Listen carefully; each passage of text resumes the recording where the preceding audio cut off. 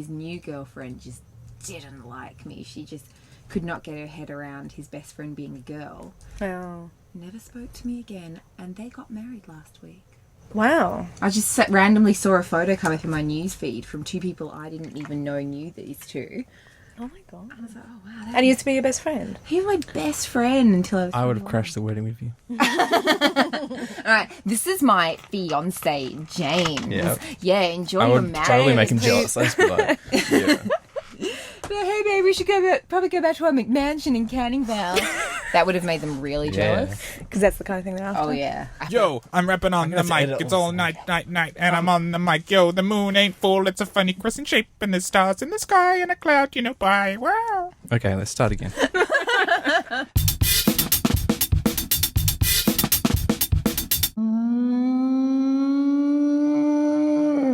Hello and welcome to Fangin Around. This is episode 42, recording this on the 18th of March 2013. My name is James and I'm joined by... Campbell the alcoholic. Campbell White. Sipping on some red. and across the keeping it table classy. from Campbell. Natalie. And to my left... Julie. Hi, Julie. Hi, James. How's it going? Well, thank you. How are you? Stupid and this is polite. great. This is how it's going to be. We're going to jump in straight into listener mail. We got our first audio question in. Are you going to play You it? can send us a voicemail with audio boo. If you go to our listener mail page, there's some instructions there. I'll probably put up a instructional video one day. But yeah, you can go to audio boo. Follow us. Audio boo's like kind of like podcast. It's like Twitter for podcasts or podcast for Twitter. I don't know. Anyway, Is it audio Send us Twitter? a- Is it audio Twitter? audio Twitter. Yeah. So you're limited. It's a podcast, but you're limited to 3 minutes, or you can just send someone a direct message, and that's what you can do to voicemails. Okay. Or you can do what like Nathan did. He just posted it to his regular audio boo page, and then email us the link to it. So you can do either one depending So on can we hear it? discretion. Yes. I'm just I'm explaining how the... on the edge of my seat, Alright. James. Come on. Tell me more about this internet thing. Yes. Will it catch on? Prince says it's Okay, dead. be quiet. Hey guys, this is Nathan here from the good state of Ohio in the United States, where the weather is never predictable and it's pretty much always rainy or snowy and it's pretty miserable out. Fangin 40, Death of the Universe. You had Julie, Natalie, and Campbell and James on, but the question you guys had was, what's a deal breaker for you? Something that would stop you from forming a friendship or force you to reevaluate one you already have. And I have three.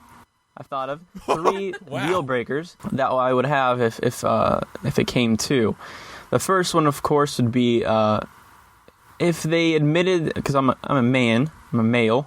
If they admitted, because I have some good friendships from middle school, so really good friends, and if they admitted that they were homosexual, if they're gay, I think that would be a deal breaker for a while. I wouldn't say it would be permanently, because I don't hate homosexuals. I don't really have any angst against them. I think it would just be the trust that I had in him and the honesty that we had, and he would break that trust. He wouldn't trust me with that information, and I think that'd be hurtful. It'd still give me some time, even if he just realized he was gay or something like that. I mean, I understand he couldn't tell me if he was gay if he didn't know he was gay, but I think it would still have...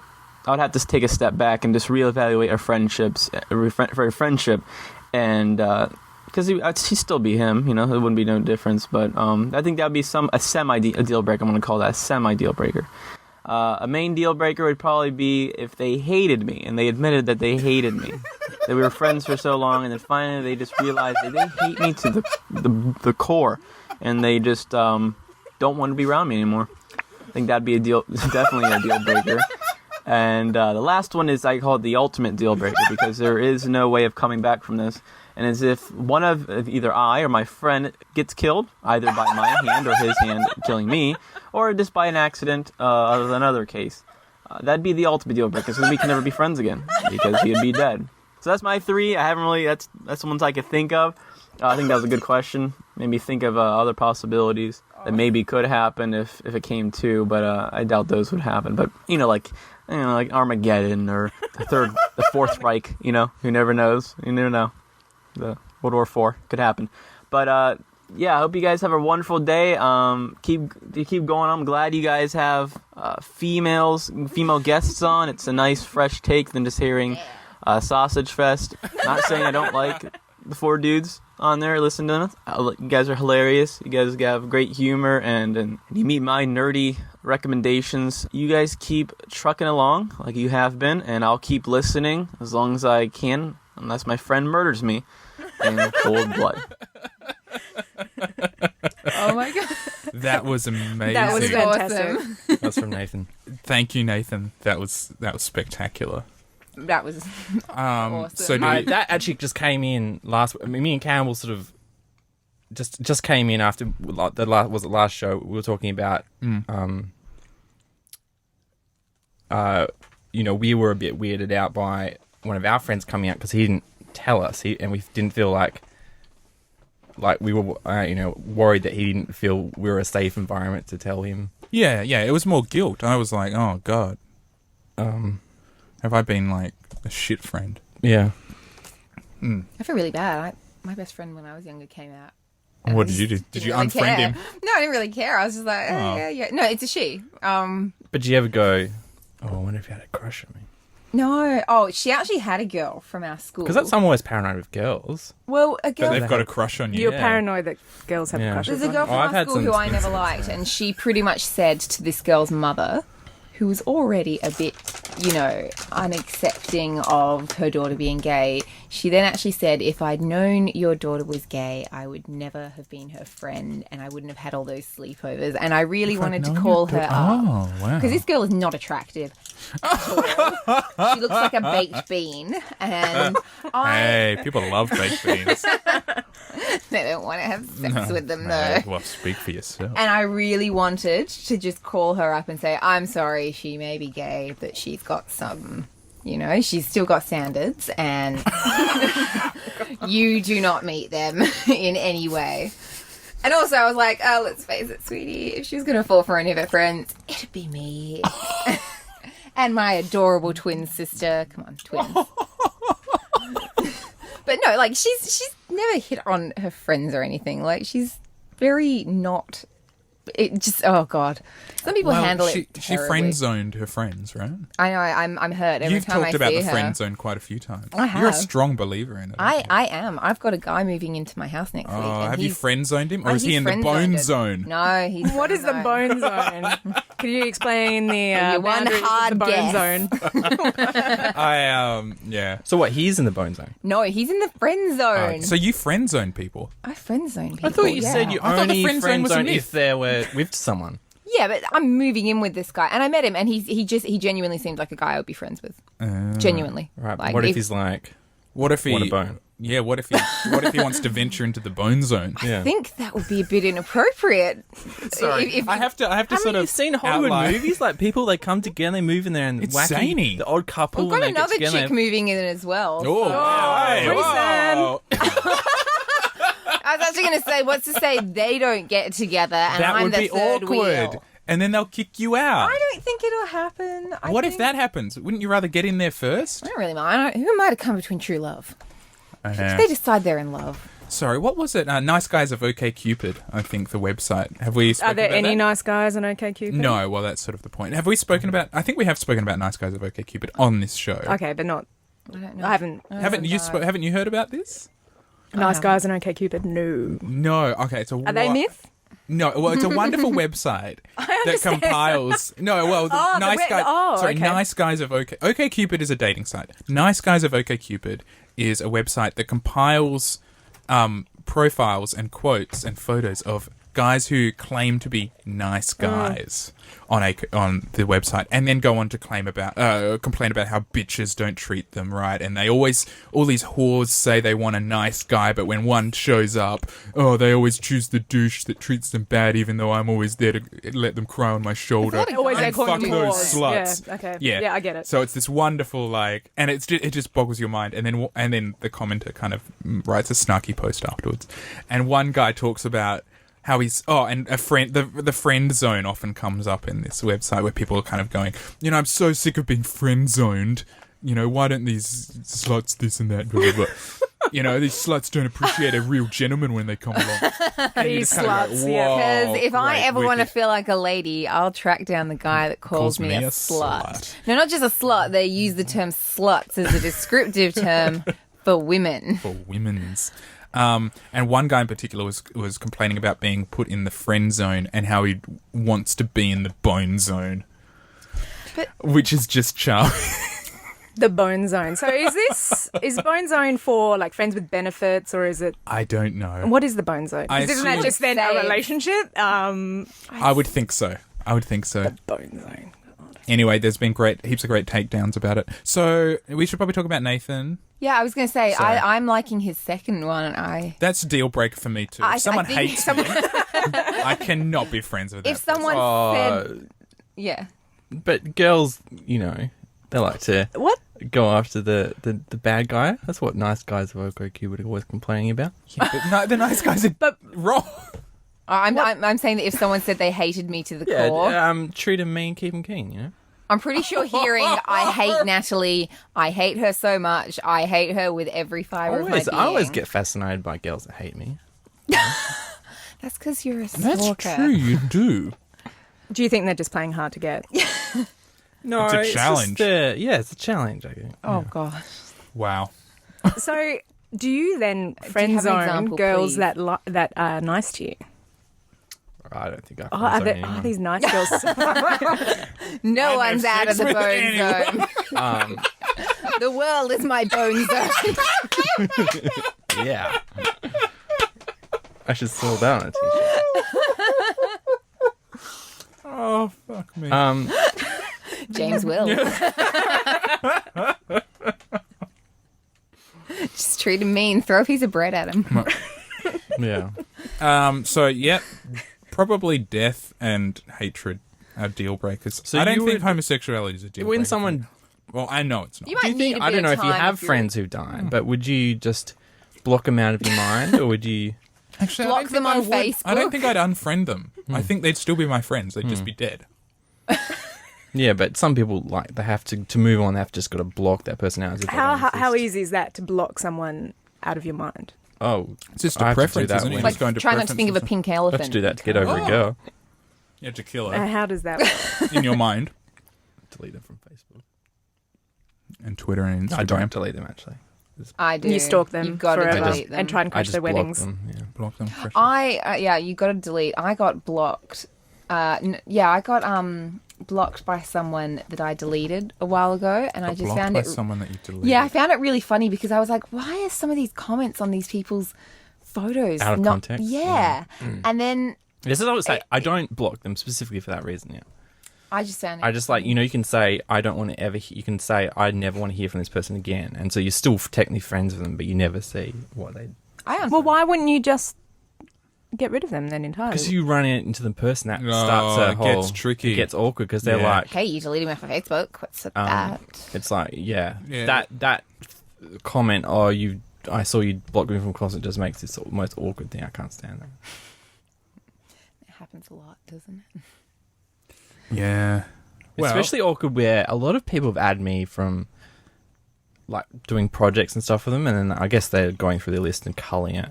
I don't think I've ever done anything to offend them. Oh, Unless maybe it's they've almost listened to this always podcast, culling. Yeah. and then you run into them again for another project, and then they're like, "Oh, I can't find you on Facebook," and I'm like, should I tell them that I know they've blocked me, and that's why they can't find me on Facebook because they can't remember blocking me? I've got a one-strike rule. What's It's just if you say something stupid, you're gone. Or if it. that's why you don't respond to anything that I send you on That's Facebook. exactly right. Yeah. I haven't responded since the first thing you posted. No, it's like if something you've posted upsets me, that's it. You're gone. I can't be bothered with that. I try to create Facebook as a safe space because it got to the point where I was like, this is pissing me off, and I don't like going on there. And I was like, it's because of these people. I don't like what they're saying. Gone. I don't delete them or unfriend them or whatever. I just unsubscribe. Unsubscribe. Yeah. And I it do helps. that. So, look, maybe just a word out to Nathan about his potential first unfriending. Yeah, I Well, would- for him, it was that issue of trust. It was a trust thing, yeah. But I think maybe just, give it him a bit of time. leeway, give it time. Well, I think that's what he said. Yeah. Yeah, he sounds open. Well, I don't even think it needs time. Just, be cool. Play it cool. Just, love one another. Just love. In That's a- the answer for everything. in Just a non-gay Thanks, way John on Lennon. one side. yeah, you can beat it. I had a do it female in friend who asexual way. was, I don't know.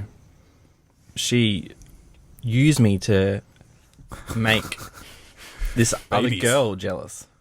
Oh. Yeah. She Yeah, she wow. pulled a James. Was that flattering? with James? And the other, and I was friends with both the girls. So the other wow. girl, I think Awkward. used me as well, but we've since made up. Fine What's it like for used. two girls to be using you at once?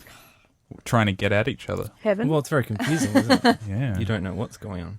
Yeah. Do you care? You're Yeah, being does it matter? used. Is it Bill Withers that said No, I if, do care because I'm not. if it feels this good being used, then use me up? Was that Bill Withers? I don't know. But that, yeah. So I made up with one of them, and they're still together, but I don't speak to the other one. Oh, that's awkward. But I don't. They moved away, so I don't see them anymore. No, good. Just as well. Do you want another glass of red wine? In the reading room. Is there any left? Yeah, there is a bit. I can cut it with some olive oil to help it go a bit further. So, Now- that was a great bit of Oh, listener mail. yeah. So That thank was you very awesome. much. We have Nathan. a I totally tweet appreciate it. from. I'm so excited that we actually have a listener. Oh, we've got a tweet in from Ryan. We're like, hey, Tazra. Nathan. Tazra, what's up? Why does Fangin have no masculism corner? Reaching equality typical makes it just as man. relevant as feminism corner. Okay. Jules? Feminism is about equality.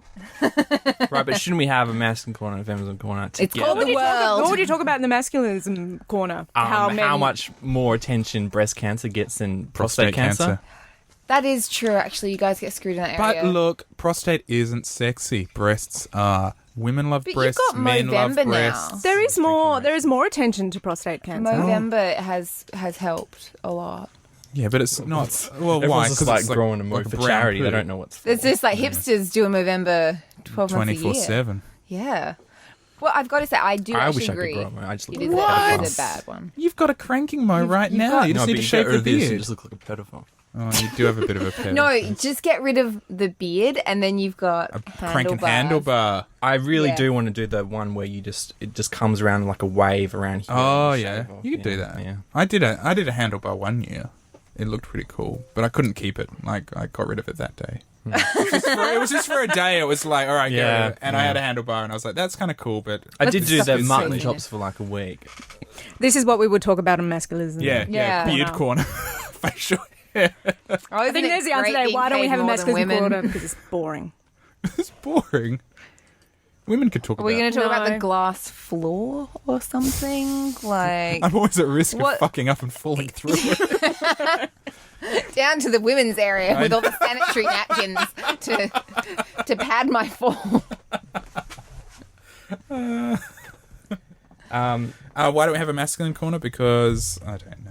Why do we? What do we say? What's the correct response to that sort of thing? Why can't you have men's groups? That Why is such a can't you have man Well, thing this- to say. No, well, I'm just saying. Yeah. Well, what's the standard? Well, line? I don't know, but I can't mean, when remember we've talked about things that come broadly under that feminism corner thing, issues to do with masculine identity have come up, and Campbell has talked about them. So maybe we can have maybe we can rename it as Equality gender corner. issues. Equality corner. People corner. Human being Human corner. being. Doing feminine corner for probably going on a year now.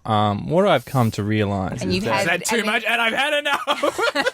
And you've had Turn my mic chicks We on the fixed show it all. for 2 months. I feel like issues facing women is almost entirely created by other women. How so? I was just in Woolworths and looking at these magazines they have, and Google them. They all have female editors, and they're all just like, I'm going to make a really old reference because I don't know what's happening now, but like Brad and Jen are, Jen's okay being fat as long as she can have a baby or something like that. And it's like- You are really up to date on and it's just like this celebrities. shock horror that this, Jennifer Aniston might get a bit fatter because she's having a baby, and I'm just like, it's got a female editor, like the buck stops with her, like, and But this who's is her every boss? magazine Who in the thing, owns and the then who company? buys these It's magazines? Rupert It's other Murdoch. women. And can we? It's this false assumption that any issues that women face are caused by men. It's caused by men and women both. in the form of society. So it's you've got I think this most weird skewed idea that guys are if some like- women are behind, are sexist or chauvinist, then I think what are they fucking complaining about? I think Oh, no, women can because be I think like in the bitches. workplace, guys are like, yeah, I do want more women here because I want more in the dating pool, and they're just like, yeah. And it's the That's so girls that start enlightened of bitching you. each other. They just bitch at each other about stuff. I don't know what, and then they have fallings out. And when I get my female friends bitch to me about me, they'll like complain about all these guys not giving much attention, and that's it. But when it comes to girls, it's like, oh my god, she's the biggest whore. She just won't shut up about this, and it's just like. I've got to say, I actually I idea work with what you're only talking chicks in my office, and we're like a little family. Like we get on really well. But I have heard about it. You're not part of our family, Campbell. You're like the stepchild that visits every other week. I'm the ginger stepchild. We take you in, and you have to listen to our chick talk And I can be one of the girls for an hour. And then back to your with cave. your woman-made coffee. Yeah, that's right. Only women. He- I don't know if that's liberating or oppressing or anything. What are you women talking about? do create some Women's- problems. I will concede. But it's I like will Jules concede. said, it's society. Yeah. It's just it's culture and everyone's Yeah, competing with female everyone. society. Yeah. Well, it's all I'm not of saying society. I'm You bring saying- up these tiny little examples. I'm just going to- anecdotally from my experience. That's all I can say, isn't it? But I'm not out a lot of this whole quizzing people. who's fat, who's thin, like a lot of it stems from chicks are image conscious because men are very visual. If we want to be really broad with thinking about it, so how many sob stories on the Daily Mail do you read about? Oh, my husband left me for a younger woman.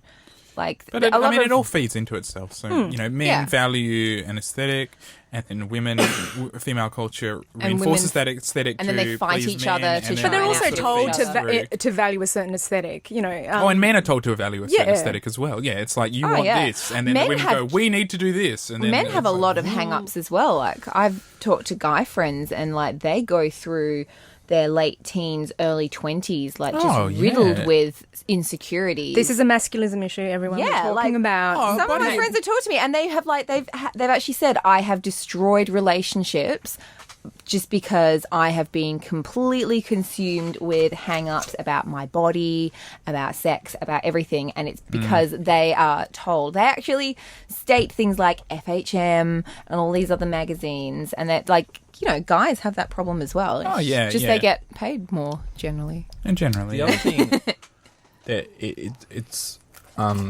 really bothers me is there's the new, I don't know if you've heard of the new CEO of Marissa Maya, and Of what? of Sorry? Yahoo, Oh yeah, Yahoo, I was going to Um, say, yeah. people and can't work she's from this home. like amazing like woman. She came up from Google and she helped turn them into the now she's at Yahoo. Well, Yeah. yeah. Well, she, she- wants well, talent. Sinking Yeah. well, she became so sort of powerful. She got like driven out.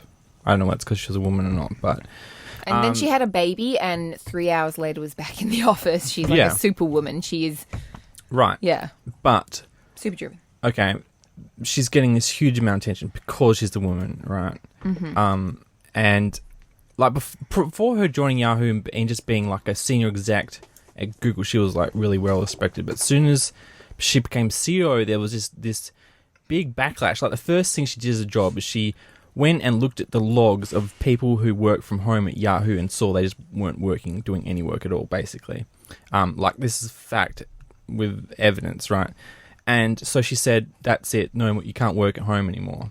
So who just jumped on the bag who she was the worst CEO ever? Steve Jobs. All the feminist groups Oh. saying, "What, you can't expect every woman to have a nursery in your office while having a barbecue," and it's just like she's just doing Nursery what while she having thinks a is barbecue? right. I've got to say, I think she's doing whatever she thinks as a CEO is right. She shouldn't be attacked because she's a woman. I just think the whole no working from home thing, I kind of see where she's coming from because she's got some arguments like there's more of an environment of creativity and things get done better if there's a team Right. to bounce off of. So I see where she's coming from in that way. But if I do. a male CEO did that, He it wouldn't happens get all the away time. Wouldn't even barely make a blog post on a thing, and they'll be like, Really? the stock will go up saying this guy's come in cracking down on the company. But for her, it's like, oh, she's a woman, she should know better that some people need to work at home. And But it's like, that, you see that happening all the time where men and women's,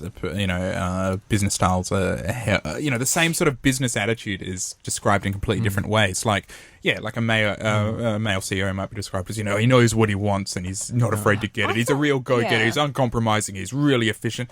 And a woman will be described as she's bitchy. Ball breaker. Yeah, ball breaker. She's tough. She's, And it's describing the exact same behavior, exact same outcomes, but it's just the language shifts so dramatically because, and I don't know, it's my bludgeon, it's my big broad club that of this men as success objects and women as sex objects, and when we start crossing over, and when we succeed in a different area, then you're really kind of thrown on the rocks for it, and this is perhaps an example. But I thought I could be wrong. Didn't Richard Branson actually come out and criticise her for it and say that people who work from home are an integral part of a business? right, but she didn't make the decision saying she made the decision because she saw they weren't working. Yeah. Like, I think...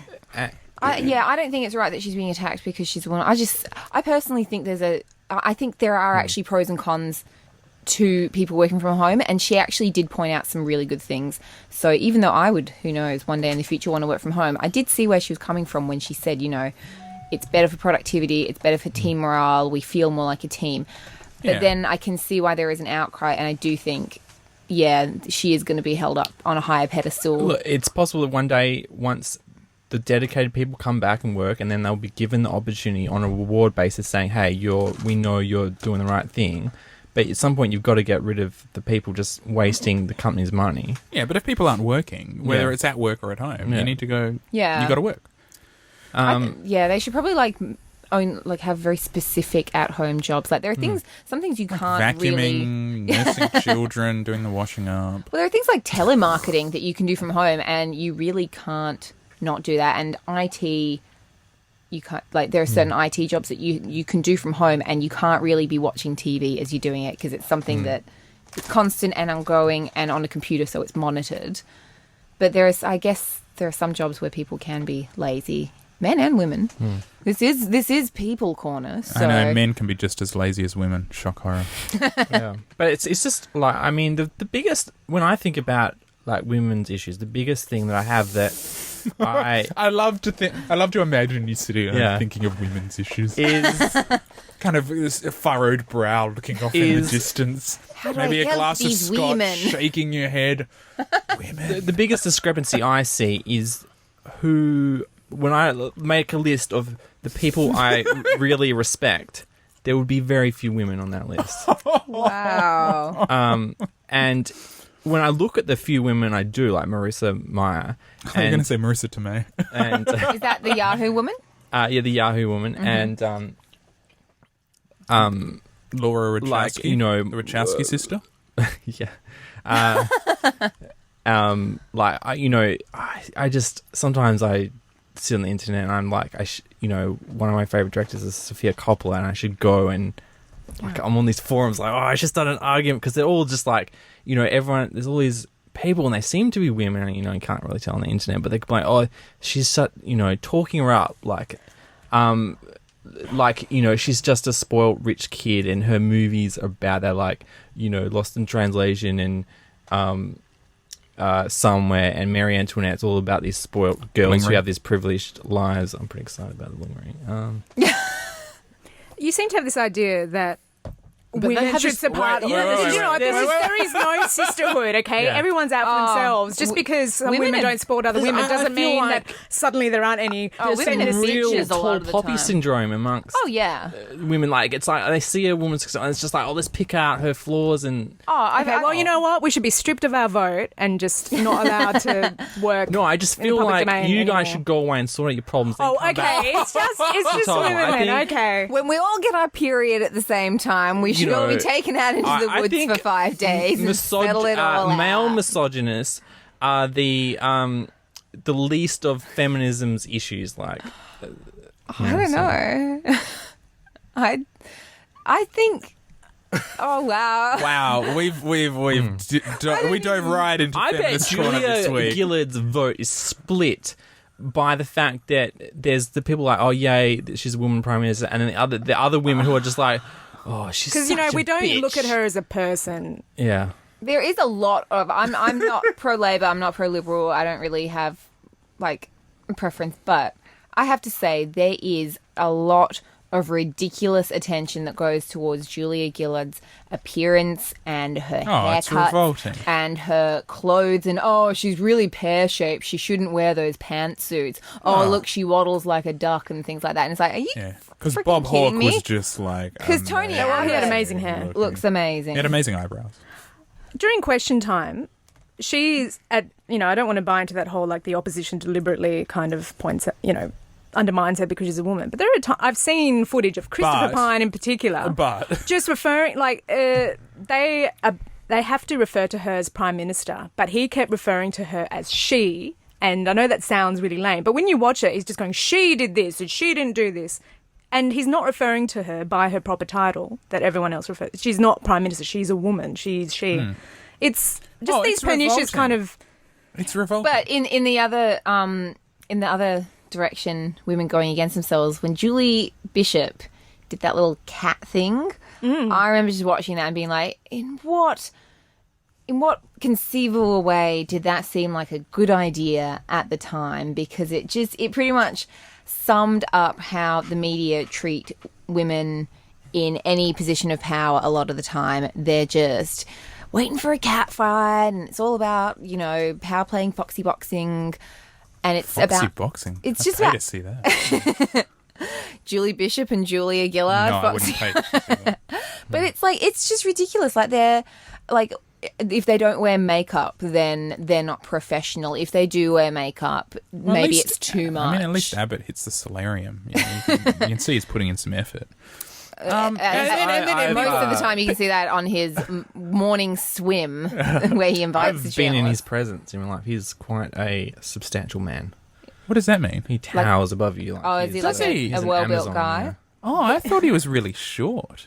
I don't know why. no. I imagine him being really tiny. That's what I actually did. imagined. And I was walking past him. He came to Kayla's and Maybe because he's always for around dinner, and he was surrounded by coming back from the bodyguards. toilet, and I'm passing him, and I was like this, Wow, and I'm maybe- a fairly tall person. You are quite tall. I don't know why. I always assumed he was small, like nuggety. I always assumed, oftentimes you assume people in media are bigger than you. I always thought he was Yeah. littler than me. I always Yeah. thought, I guess I thought just have he'd be visions of around my knocking him height. out or something.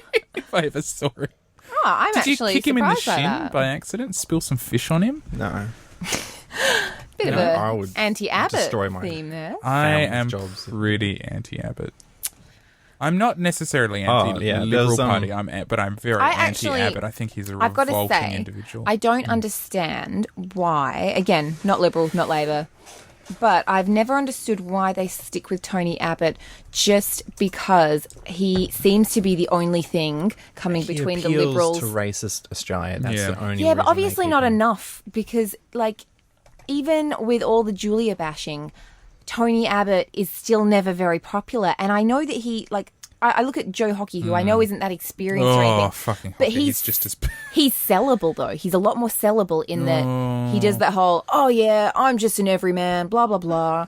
Like, he's not great to look at. He's not horrific to look at. He just looks like a I'd guy. argue. He just looks like someone that you'd They should see get down Barnaby at the pub. Joyce on. He's the biggest fucktard. Sorry. Well, I just think, like, I don't understand why they haven't just replaced, like, Yeah. no offense, Tony. Don't mean to be slagging No, off, but I mean I've lots of offence to Tony. I've just, yeah, I don't. I really have no opinion on politics, but I just have never understood why they keep him in just because he is not popular. They got rid of, amongst your circle of. but he's not popular enough. You've to, left. Depending on the moved, polls, now that some you moved polls- to city, you've I you're know, out of lost- touch with the outer suburbs. Yeah.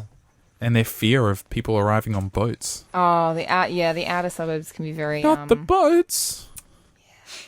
But I mean, that's the thing. Like John Howard was around for like 50 years, but he was sellable. They could sell him to the public. They've just not been able to master selling Tony. So either they need some new people or they need to get a new leader. I don't think they understand. sold him. I think they sold asylum seekers as an issue. I think they sold- he was where, Howard. Yeah, they sold- during, interest when rates are Tampa going up. happened. Yeah. Before that, he was kind of Yeah. on his way out, and he. But that's what sells prime ministers. It's crisis. Isn't Have it? you seen the new political party? The They're WA? like the new One Nation, right? And it's led by this guy who's He'll never be Pauline. I think he's from his whole platform is anti-Muslims. Oh wow! Great. And Whoa. he's yeah, awesome. from a subcontinent origin, so he's like, hey, you know, just because you know, like I'm from the subcontinent, so I'm allowed to be anti-Muslim. You know, I don't know what's going on, but Well, he sounds like a dickhead, and he can fuck off too. He can fuck off to where he came from, because we're already full of dickheads in this country. We don't need another one. I've got to say, if you've got to have a party like One Nation, you need a character like Pauline Hanson and that guy who was always standing next to her. Just because they were awesome. Like, I remember in the 90s, was it Fast Forward or Full Frontal? They were just, one of them. they were the best, like, politicians to make fun of. I miss the But days. what did she chime in on recently? oh no, she's who gonna knows? They run had again her for this chime election. in. They had a like comment on something just recently, and it was all on the news. And it's like, don't ask her fucking anything. Oh, Her, I mean. actually, I need to ex-politician. find. Oh, I need to find Don't an ask old that skit person and put anything. it up, and it's them doing Pauline Hanson doing like a video clip, and Nice. she's doing like one of those albums where she covers things, and she's done a song called Ivory and Ivory. And it is so funny, just outlining God. her racism. She's revolting. It was person is revolting. It was the best skit of her. Thanks for 'cause- undermining my point. We did have Undermining or wasn't our underlining? first Who's the Hottie? Who's the Now hottie now? was like Speaking of- Pauline Hanson and Miss Universe Australia. What? And what was the outcome of that? Why would that? Why did we have them? Because they were in like The Apprentice Australia, something. They were car washing in their bathers. and- I remember that. Do you know what? I don't like Pauline Hanson, but when I watched that show, I actually felt for her because she gave it a good go. Well, she's an Aussie battler, unlike all Yeah. these boat people Well, skipping that's the queues. thing. At first, I was like, "Oh, I'm actually a little bit impressed that she's willing to do this for charity." But then she kept harping on about, What charity was it? "I'm willing The to boat do sinkers? this to help people." And she, after a while, it was like, "Yeah, you're very obviously going for the pity vote." But it was amusing to watch. Now, Are we going to go to consuming? What are we going No, to do? I want to leave Skip consuming? No, keep it to the end because there's some things that we just haven't got to. That's a Campbell, good you've point. had something called Waterworld in your He doesn't even remember in what your it is. corner. Jules brought it up a few days ago, and I said, I don't fucking know what that Oh, okay. was. I think in Russia there was like a city. Azerbaijan. Is it Azerbaijan? Well, yeah, it was built during, obviously Soviet Russia's era. We have But it's in the listeners Caspian from Sea. Azerbaijan. Well, Azerbaijan. I've got I'd like listener to mail from congratulate Azerbaijan. you on a fantastic Eurovision. Yeah, They were that's what I said. Campbell loved your Eurovision. Can I get in early now? And if I'm still on this podcast in 2 months' time, can we please live podcast Eurovision? Yes, yes, Yes. yes. I think we Yes. offered to do that last time. You were busy, so You cannot be busy. What could during be more Eurovision. important? My whole year is kind of based around I when love Eurovision is showing. Eurovision. Oh, all right, we've Let's got to do do it. it. All right. It's something that our international listener can appreciate. Listener. Well, because we just talked about Aussie politics. I'm sure we've Yeah, everyone's Tasmania's tuned out. good. Everyone's Tasmania's gone. a bit international. You have to go over water to get there. we had Nathan. overseas. Oh, sorry, I should say. He said he's from Ohio. Nathan said he was from Oh, Ohio. hi. Oh. We seem to have. I think we have quite a few listeners from Ohio. Cool. Is Jake? No, he's from Alabama, isn't it? I was going to finish that off, but I didn't. Sorry. Waterworld. Waterworld. Okay, Azerbaijan. So it's in Azerbaijan. I don't even know. Jules, maybe you should introduce this article. I have to bring it up. It's a place called Nefteshlade. Boy, you definitely need to introduce this article. I could not have said pronouncing that. it Yes. very badly, Okay, but it is in Azerbaijani. So it's Don't you have an Azerbaijani accent? I do, according to someone, I have an Azerbaijani accent when I try and speak Yeah, Turkish. it's this When you big speak sort of, Turkish. sort of like a city on water on the Caspian Sea that the Russians built to, all these oil platforms, but they sort of joined them up with jetties and created a bit of a city. That's all I know. That's all I know, but it's still there. Yeah. It's amazing. Like, the pictures of it are amazing. It's a floating city. I don't think know they if call it you Floatropolis. guys saw Skyfall. Part of that was filmed on a Japanese mining island that was. Oh, is that what that was? That old dilapidated island. Yeah, it's an Yeah. old. You should look it up. It's quite interesting. I couldn't quite tell what that was. Yeah, well, it looks like they didn't really do it much justice. It looked sort of like a set most of the time, but no, it's a real place, and it was just this island that was just like a rock, and they built like a whole sort of just hundreds and hundreds of apartment buildings on top of the mine, that was under the rock on the thing, and it was and it's all dilapidated now, and so you can film movies on there. yeah. That's pretty cool. So this Waterworld thing, I don't know why I put it in the show notes. I guess I thought it was cool at the time. Maybe I wanted to tie in something clever with Kevin Costner's Waterworld. That's what I first thought when I saw it. But I can't even begin to describe. it's an intricate maze of oil platforms linked by hundreds of miles of road and featuring a park, cinema, and apartment blocks. Not only that, I think it has a hotel on it. It has a bakery and a cinema. Sounds like Rottnest. But it just looks like this kind of leftover of kind of Stalin Russia. There's these, random statues of workers and Getting shit done. getting shit done. If Abbott got in, he put statues of workers everywhere, I reckon. In Speedos. Pushing back boats. Making women get married before having sex. You've also had And pushing apart kissing lesbians and homosexuals. And you have to have children. You cannot be deliberately barren. Barren. And you must You've have had- a mortgage. You've also had many other things in your. All right, let's just do a shotgun. One of you had candles. illustrating full time. Something like Yeah, I want to illustrate full that. time. Okay. You could That's it. totally. Extent of that. It's on the horizon, I reckon. What do you need? Like, what's your weekly? Like, have you ever gone? What do I need to earn weekly? Yeah, I have, and I go, shit, I'm not earning it. Every week I do that. Honestly, Right, but like to quit your job at the museum, I what actually would you really need to like- budget? What would your weekly budget have to be? Like, look, I'm not sure. yeah. I have done it. Look, I love working at the museum, so I'd love to balance both. And right now I am sort of balancing both. Like in the evenings once Nazari's asleep, I illustrate. But, it's all about checks and balances and Well, I don't know if you want to talk about this podcast, but what's going to happen when obviously Liz is going to do her placement in Mexico? Are you going to get a job in Mexico, or are you going to? No. I'm not going to get a job there. I've organised some some not internships, but internships at some museums When's this and happening? galleries. This is happening later this year. How long? It's looking to be a few months. Oh, I'm not sure, wow. though. That'd be so cool. So It will be very Nazari's going to go as well? Yeah. Oh, that'll be so Yeah. awesome. We've been talking about it for quite a few years and just haven't had the money or it hasn't been the right time and things, but we finally kind of locked it in and it's going to be Banging around international. yeah. Well, I'll have to. tried to do that. I'll be able to microcast. I'll do it better than Fred does. Yeah, you can at least audio boo, right? I'll audio boo you guys each week. All right, what's the next thing? You've got Aliens Saturday morning cartoon series. Okay, there was a Aliens cartoon, like Aliens James Cameron film, being turned into a Saturday morning cartoon, and there is That would there have been is awesome. yeah, well, there's artwork and screen caps from the trailer that was produced back in the 90s, I think. Because that film was like hugely popular with kids as well. Like even if they hadn't seen the film, I hadn't seen the film, but I was collecting the toys. Like I just used to be obsessed with it, and I'd never seen the movies. I was too young. My parents were like, "You're not allowed to see that." But I had toys and comics of it and stuff. So yeah, it's worth checking out. It looks crazy, cheesy, amazing, and it's a shame they didn't make it.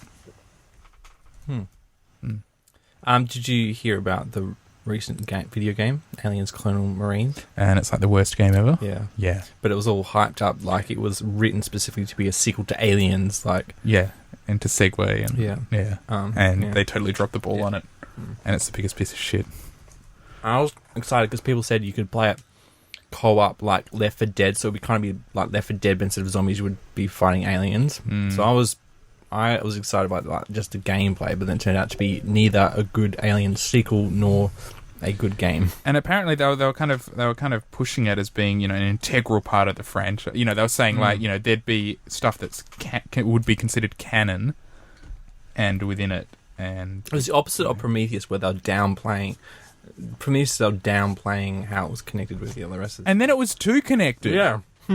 That's what pissed me off about Prometheus. They were like, That's what pissed you off? well, that was one of the components, because I remember when it was first announced and they were saying, you know, it's a alien thing, and then they were like, oh, you know what? We've thrown out all the alien stuff, so it's kind of inspired by, but we're going in a completely different direction. And I was like, oh, that's going to be cool, you know, like, because it's whatever, it's a good idea. And then I watched it and I was like, this is just Alien, but with different aliens. I didn't think it was alien enough. And really in bad that- science. You thought it was too alien. Not no, enough. it wasn't in the sense that it didn't have just the simplicity of Alien, where it's just, hey, we've just gotten something on our ship. Oh shit, there's something in it. Oh shit, let's run. It was so convoluted, and then Charlize Theron dad keeps like, I didn't even realize that was Guy Pearce. Yeah. And all these Whoa. monologues and all this it was- bitching and backstabbing. It was painful, and because I was like, keep it Charlize Theron simple. was the captain and a female, they were all like, "You're such a ball breaker, Charlize." Feminism corner. She could have been Thank a you. great female character. She was just wasted, you know? Like, it was just, what a junk piece of... That film was I felt terrible. that, what's his name? Not James Cameron, the other one. It's Ridley Scott. Ridley Scott. He's trying to make he was making another Ripley, you know, with the, whatever her name is. Numi replaced? Yeah, I mean, she did really well, Numi. but he's just I'm just trying to Something. make another really strong female character. But I thought she was good. She was just didn't have much to work with. Yeah. No, well, she had nothing to work. Well, with. spoiler it's alert. pretty hardcore though. If anyone hasn't seen it, earmuffs. But at one point they bring up how she can't have children, and then she gets like, you know, that thing impregnated in her. But I was like, what was the point in that? It was literally, we had about 5 minutes to absorb that for some ambiguous reason she's infertile. Oh, it and just she's makes not the happy horror about even more horrific. Oh, than- yeah, she's pregnant. It She just- wants to. It didn't Oh, really she doesn't work, want to keep though. it. It just looked like a No. really And then she obvious aborts it. device. Yeah, Yeah. it's. And then after See, I she didn't has her mind that. cesarean, she's running and jumping and Yeah. doing cartwheels with a few staples in It was. there. I can Oh, imagine it a was bunch pretty of mothers good going, scene, though. that woman hasn't carried a child Yeah. to full term and then given birth. Yeah. It just they seemed a slice bit right ridiculous. through I your think it was just stomach. Ridley Scott trying to, you know, that whole scene in the original where Sigourney Weaver Ripley's having this dream of, you know, having this thing punching through her Yeah. stomach, and he's like, I'm going to make it real. I'm just going to rehash the but it's same. like let's take that that scene in the mess hall where the chest burster bursts out and it's revolting and terrifying. Let's turn that up, like let's really pump up that alien impregnation fear and whoa. And I just didn't think any of it worked. No. Bad film, bad. Well, I think I've discussed before. My problem with it was the Seeding of the earth. terrible science behind. Oh, we're just going to dismiss the entire theory of evolution and all the evidence that we have. Ancient aliens. aliens are a There's a bunch legitimate of theory. Christians They're going, not "See?" a legitimate theory, James. Well, how do you know? How do you know What they're are the- not a what- legitimate okay, theory? can you talk about some evidence that there is that we were seeded by? Those things At on top roughly of 30,000 South years ago. America, that is Maybe. an What things? acacia desert or What whatever. top things? Just Oh, the this- Nazca Lines. Yeah. That's in the desert. That's not on the top of any mountain. That's on a plateau. That's on a desert. Yeah, in but the it's- Atacama Desert. Right, but the elevation makes it really high compared to Australia. So what? That's evidence of what? Maybe we How evolved. did they make it? Oh my God! How do they make it? I don't They know. didn't have GPS. Because we don't know how they made it, or There's we this haven't guy- bothered to there's this research guy- it. if you heard then of it the- must be aliens. Have you heard of the Murray Man? There's this big... There's plenty of those kind of things. There's some in the yeah, UK. and they use There's- GPS satellites to do it on that scale. The ones in the UK are tiny. You Okay, can look do you know from a what? hill This and see is it. a symptom of our modern day thought process. We can't imagine that people 5,000, 1,000 years ago could do anything. Oh, they didn't have the technology like we did. Oh, how could they have done anything? It must have been aliens. Who built the pyramids? Oh, it must have been aliens because people couldn't do that. People are dumb because of our modern technology. Who's to Suddenly we're say smart. We weren't a bunch of aliens that were dumped on the planet and then evolved. Like, Well, then how is it that we share a great deal of our genome with apes? yeah, but maybe the apes were like. Yeah, but maybe Yeah, but then we're going rejected back. Then we're aliens. going back, say, Maybe 10 they million years seeded ago. apes. Oh yeah, that's what I mean. 10 million. Why years would they ago. seed apes? Huh? I don't know. Haven't you ever looked at an ape and wanted to seed one? Haven't you seen what happened to the Native Americans, right? Or when the Europeans came to. They do have an okay, sorry, no, American okay, listening. please go. Okay, go you on. know why we don't have a probe at Europa right now? What are you? What? Okay, because NASA is not confident, right? If we send a probe in out, that their sterilization techniques won't drop life cells from Earth and put them into what? Europa. I don't understand what you're and then we why did measure you it and bring go, up Native there's life in Americans? Europa, but it turns Can you out. please go back to why did you bring up Native Americans? Okay, well, it happened the same thing in Australia. Both the Europeans came to Australia Yes. and North America, Yes. and then they caught all these diseases Yes. that came Okay. off. These Yes. were microbes that were invading our thing. Yeah. Mm-hmm. So if we had alien visitors a million years ago, and they dropped off something here, Maybe one right, of and them then sneezed. that evolved into whatever we have Okay, now. all right, but then we're not even talking like 10 million years ago. Then we're talking way back because, before apes, there were, other mammal ancestors. so we're talking where do about- we draw the line? Okay, if you're saying that we were seeded, hundreds of millions of years ago, where did life come from? How did, these amino acids come together and suddenly create Yeah. life? Okay, I can, possibly seeded. But how old do they reckon the universe is? It's 13 billion years old? Does that from the Big Bang era? yeah, I think so. Right, and Earth is 4 billion? 5-ish. 5, right? So there could have been two other Rude to Earths ask. at the beginning of the universe, right? That could have evolved to a certain period of time where they can jump space time and then travel around the universe. Sounds like a lot of effort. Just Yeah, to okay, make but us. the whole point is there's really no evidence to back up your theory. You're just like, oh, what if? And it's a great idea, but there's no evidence.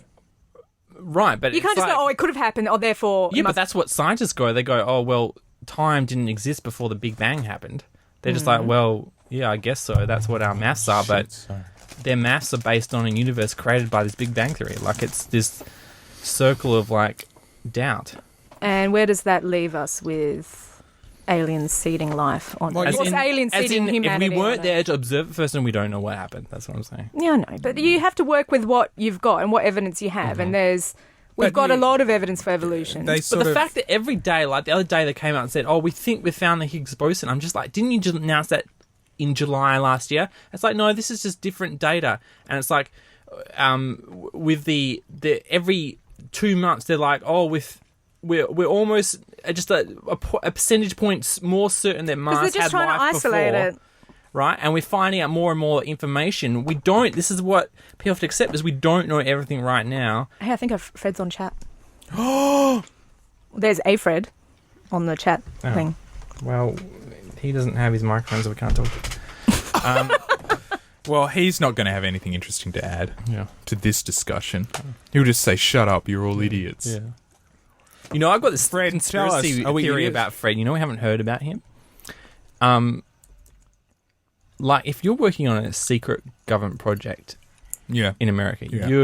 you get heavy attention. If he's working on, like, he's very vague about what he's working on over there. He said that he's in an area where they research some pretty serious stuff. He's in like the key institute of research. I think he's been bugged. He's scared to talk to us. You know, Yeah, let's put that out there.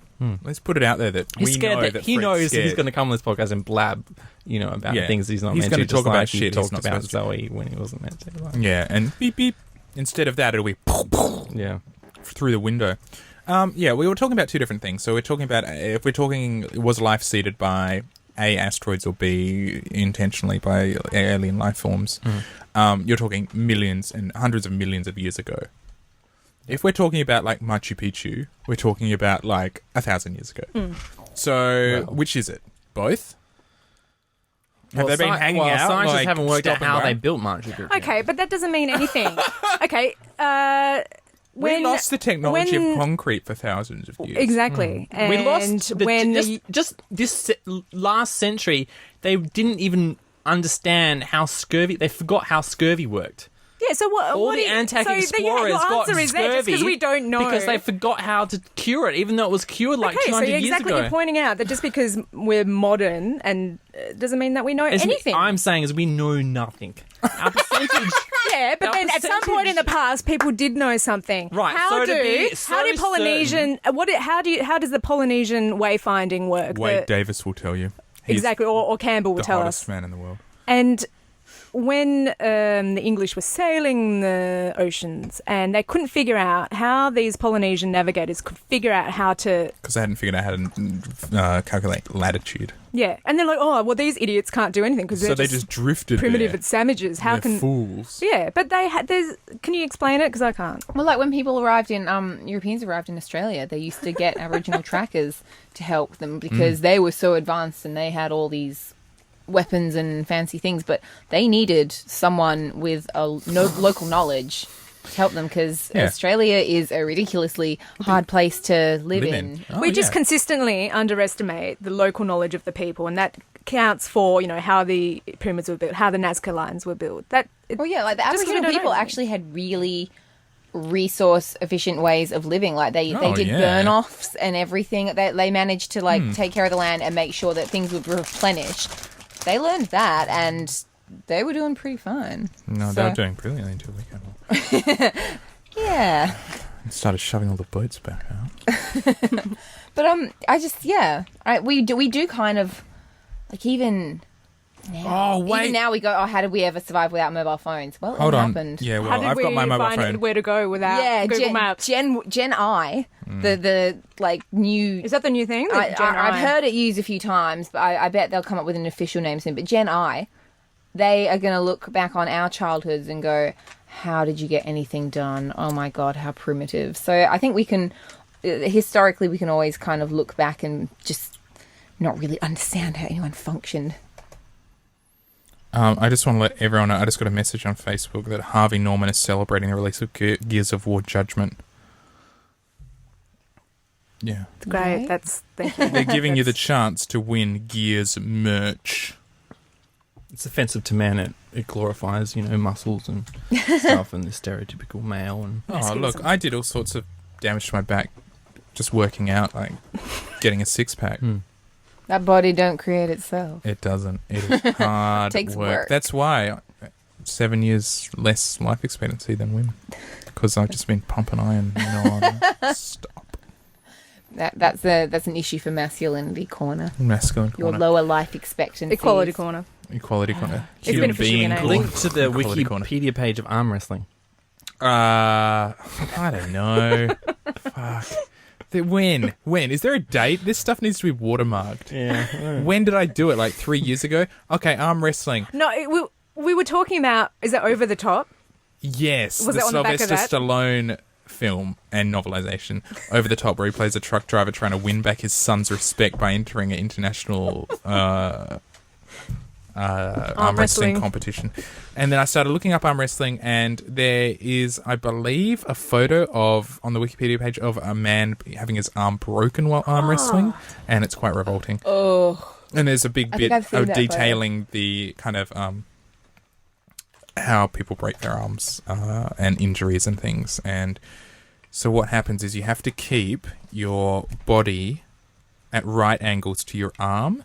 You should never be leaning your body to try to twist your arm forward. Does that make sense? So your Yeah. arm shouldn't come out flat against your body. It should always be at right angles, because once it does that, then if they win and they twist your arm back, it can pop your shoulder out, and it can also like snap your bones. And I think there's an X-ray of someone who's had it. Anyway, it's pretty intense. People are pretty serious about arm wrestling, they are. and I don't know why.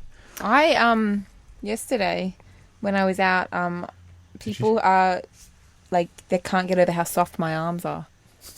And and I've been told Is that arm wrestling? No, because we were talking about arm wrestling, and someone fought my arm, and they were like, "You're like a little stress ball," and apparently my arms are really lovely to Natalie, squish. amazing pipes, amazing. I know my pipes. I know. What and what my are you going to talk flabby about next bingo week? wings. Oh, and your To all those guys listening out there, yeah, your throbbing I glands as well. sound attractive. I've also got freckles and very pale skin. There's a question going back to Prometheus from Marco. A question: how did that guy that shows up in front of the ship get infected and transformed into a weird zombie? How? Yes, Which As one? in the boyfriend of. I was going to say the Numi boyfriend. Replace? The one they blowtorch, which is probably one of the only sensible things that happens in the film. How did he get infected? I don't know. The movie was terrible. I can't remember. Doesn't the robot spike his drink? Yeah, that's right. That's right. And by robot you mean android, I thought he put and something by on his android you contact mean lens. Bishop, right? You just mean Yeah, he what's puts his it. Michael Fassbender? Doesn't he put it in? I'd Yeah, beg his face he's anytime. beautiful. Was that Bishop? Offensive, ladies. Let's just let's objectify some wind it men back in our corner, and Julie. re-enter human being corner. Did they get the same Or Michael guy to play Bishop? Fassbender is a hot. Did they piece of get what? ass. The same guy to play Bishop? Apparently, he has Yeah. a big penis. Oh, want women him aren't even into that more. sort of thing. He's God. amazing. So they put Where's my Bishop 3D in this, but printer? were downplaying that it was big. No, okay. Are we talking about like the boyfriend though? Because I swear that was a contact lens. Like the Michael Fassbender in all his glory put like a little Was it a droplet in his. I thought contact he put lens. it- Yeah, Oh, it it was wasn't Bishop. No, it wasn't. Or are we Sorry, talking I about said another Bishop guy? because, sorry, it's the exact same plot point as in the Oh, first yeah, film yeah. and the second film. And, well, not the third. Well, in the second film, he turned out to be a good guy. But it's the same fucking thing. Oh, there's an android. Is he a good guy? Is he a bad guy? Then he was It's a bad guy. Like, oh, fuck. How about no androids? Did anyone watch the Sorry. thing on Saturday night? Because that was on, and The original? the one with Kurt Russell. Yeah. Yes. It's really good. It is amazing. That's It is what I beyond want. amazing. That's what I wanted from Stargate? Prometheus. Like No, simple, The Thing. and just let That's the one of story Fred be Baines' simple. favourite films. That has some of the best puppetry slash models work in the world. Yes. Oh, it's all stop motion. I hate stop It was a little bit Evil Dead-esque. Yeah, sometimes. perfect. Have you gone on to read the conspiracy theory about the final shot with the two of them sitting on the ice What's the waiting for the chopper to come down? conspiracy theories? That one of them is. One of them is The Thing because he does not. There's not steam. There's not steam coming out of his mouth when he breathes. But It's the very thing subtle and perfectly. But the thing perfectly mimics. Humans. mimics, so he would make. I don't steam. know. You have to read this, and it blew my mind when I read it. It's probably bullshit. And one of them, and they're drinking petrol or something. And thought one they of were them like drinking- doesn't take a sip, and he passes it to the other one, and he drinks it, and it's like, oh, only an alien would make that mistake. You have to check out. I should put that in the show It was notes. a really good movie. Yeah, it and is and amazing. that was the kind of thing I was after with Prometheus. Oh, okay, so like Just- a bare bones horror sort yeah, of. just cool. good action, horror, like suspense, whatever. But like, don't make it this big convoluted story. Yeah, Prometheus was trying to have its cake and eat it too. Or something. Oh god, Have you seen that theory that all of That we were actually in a all computer of the simulation. world? No, it's inside the head of this kid with Down syndrome because there's some TV show that No, is that's so the same. meta. That's that the Saint something. It's a TV show about Saint a hospital. Elsewhere? Is it Saint Elsewhere? I think it is. So there's this TV show, and in the final season, it shows that I think the final season of that show was set in the mind of like a mental patient or something. Not necessarily the whole show, but it perhaps has that ramification. But that show is referenced in heaps of other shows, and characters from that show pop up in other shows. So there's this big web of like interconnected shows that then they say, oh, they actually happen in that universe, which is in this kid's mind. It's just like a fun, I guess it's more a fun game than to anything see else. how But then, you connect it. but then obviously now screenwriters are aware, or showrunners are aware of it and throw in references to like paging Dr. So-and-so, which was a doctor in St. Elsewhere. And then they put their show into that universe. And yes, it's a really cool thing to look up. There's an episode of South Park where Earth is a reality show, and Earth gets cancelled because the aliens get bored of watching. Like, it's literally just like, tonight on Earth, those crazy Americans are fighting those crazy Afghanistanis. And what will it's really funny. It's just looking at all the wars and tension in the world, and it's like a reality show drama. That's fantastic. And then they have to fight to stop it being cancelled. Is Fred chiming in at all? Well, he wants to Skype in, but I don't have Skype on his computer, so... Oh, He's not What listening is this, live. the no. Middle Ages? can we get him to Skype in on any computer? Nope. I don't think Lisa will be joining us today. Why not? Oh, she was going to... Lisa, if you're listening, I'm listening. Well, we just Skype in all our friends. Jeff's listening. Hello, Jeff. hello. I'm not going to say his Oh, okay, yeah. Jeff Winger? Jeff Oh, Winger. yes. Consuming Corner? Yeah. I finished watching Community Season 3. Oh, about bloody Is that- time. That's the end, isn't it? I'm considering just No, you have- stopping. Oh, don't. I don't know. The current season's pretty bad. I'm not It's- liking it. Embarrassingly bad. It's not working in any way. There's this weird... you know what Dan Harmon should do? Is do a podcast of him doing commentary of the current season.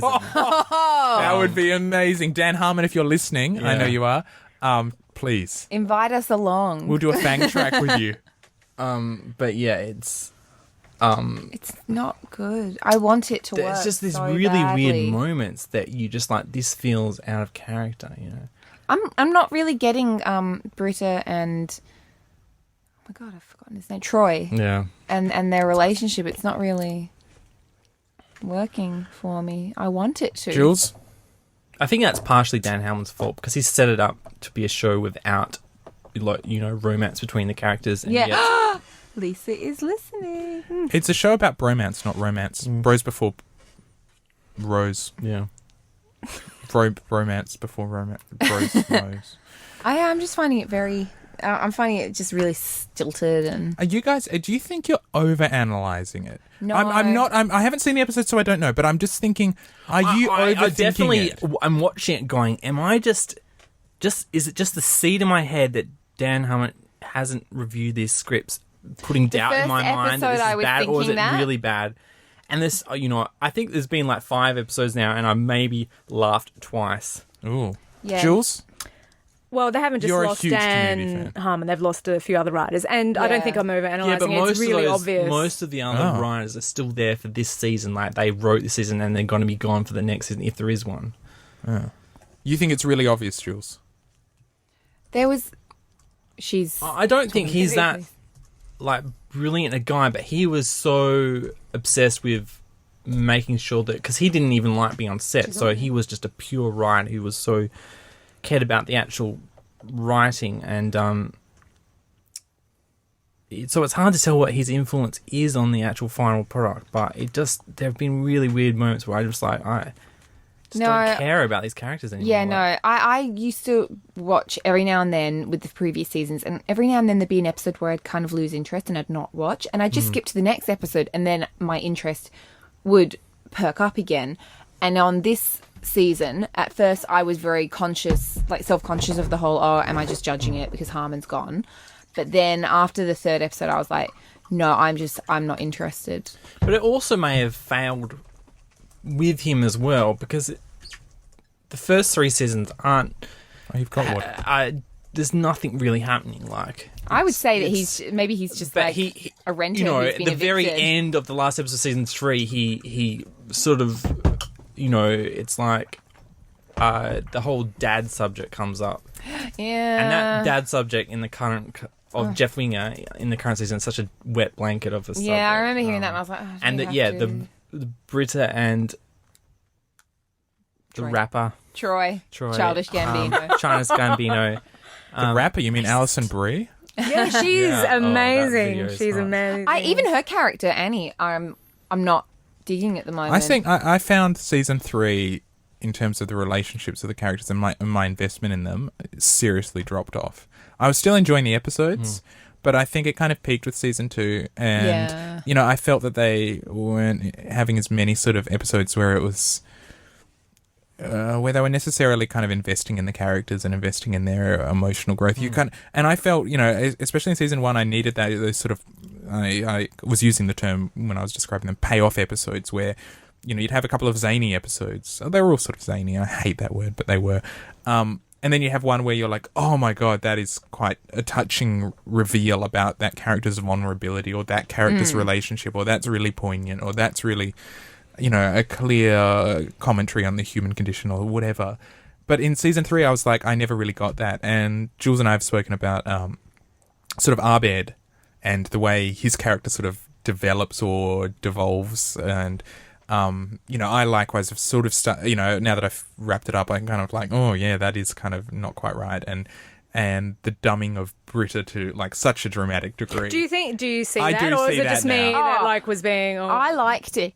I liked it because I just thought it was a good bit of comic relief. But now that they're trying to make her a more serious character, in that she's kind of like guiding Troy through the world, it doesn't really work. Yeah. I really liked like first season when The breasts she have was got bigger as well. The actress, I guess. What?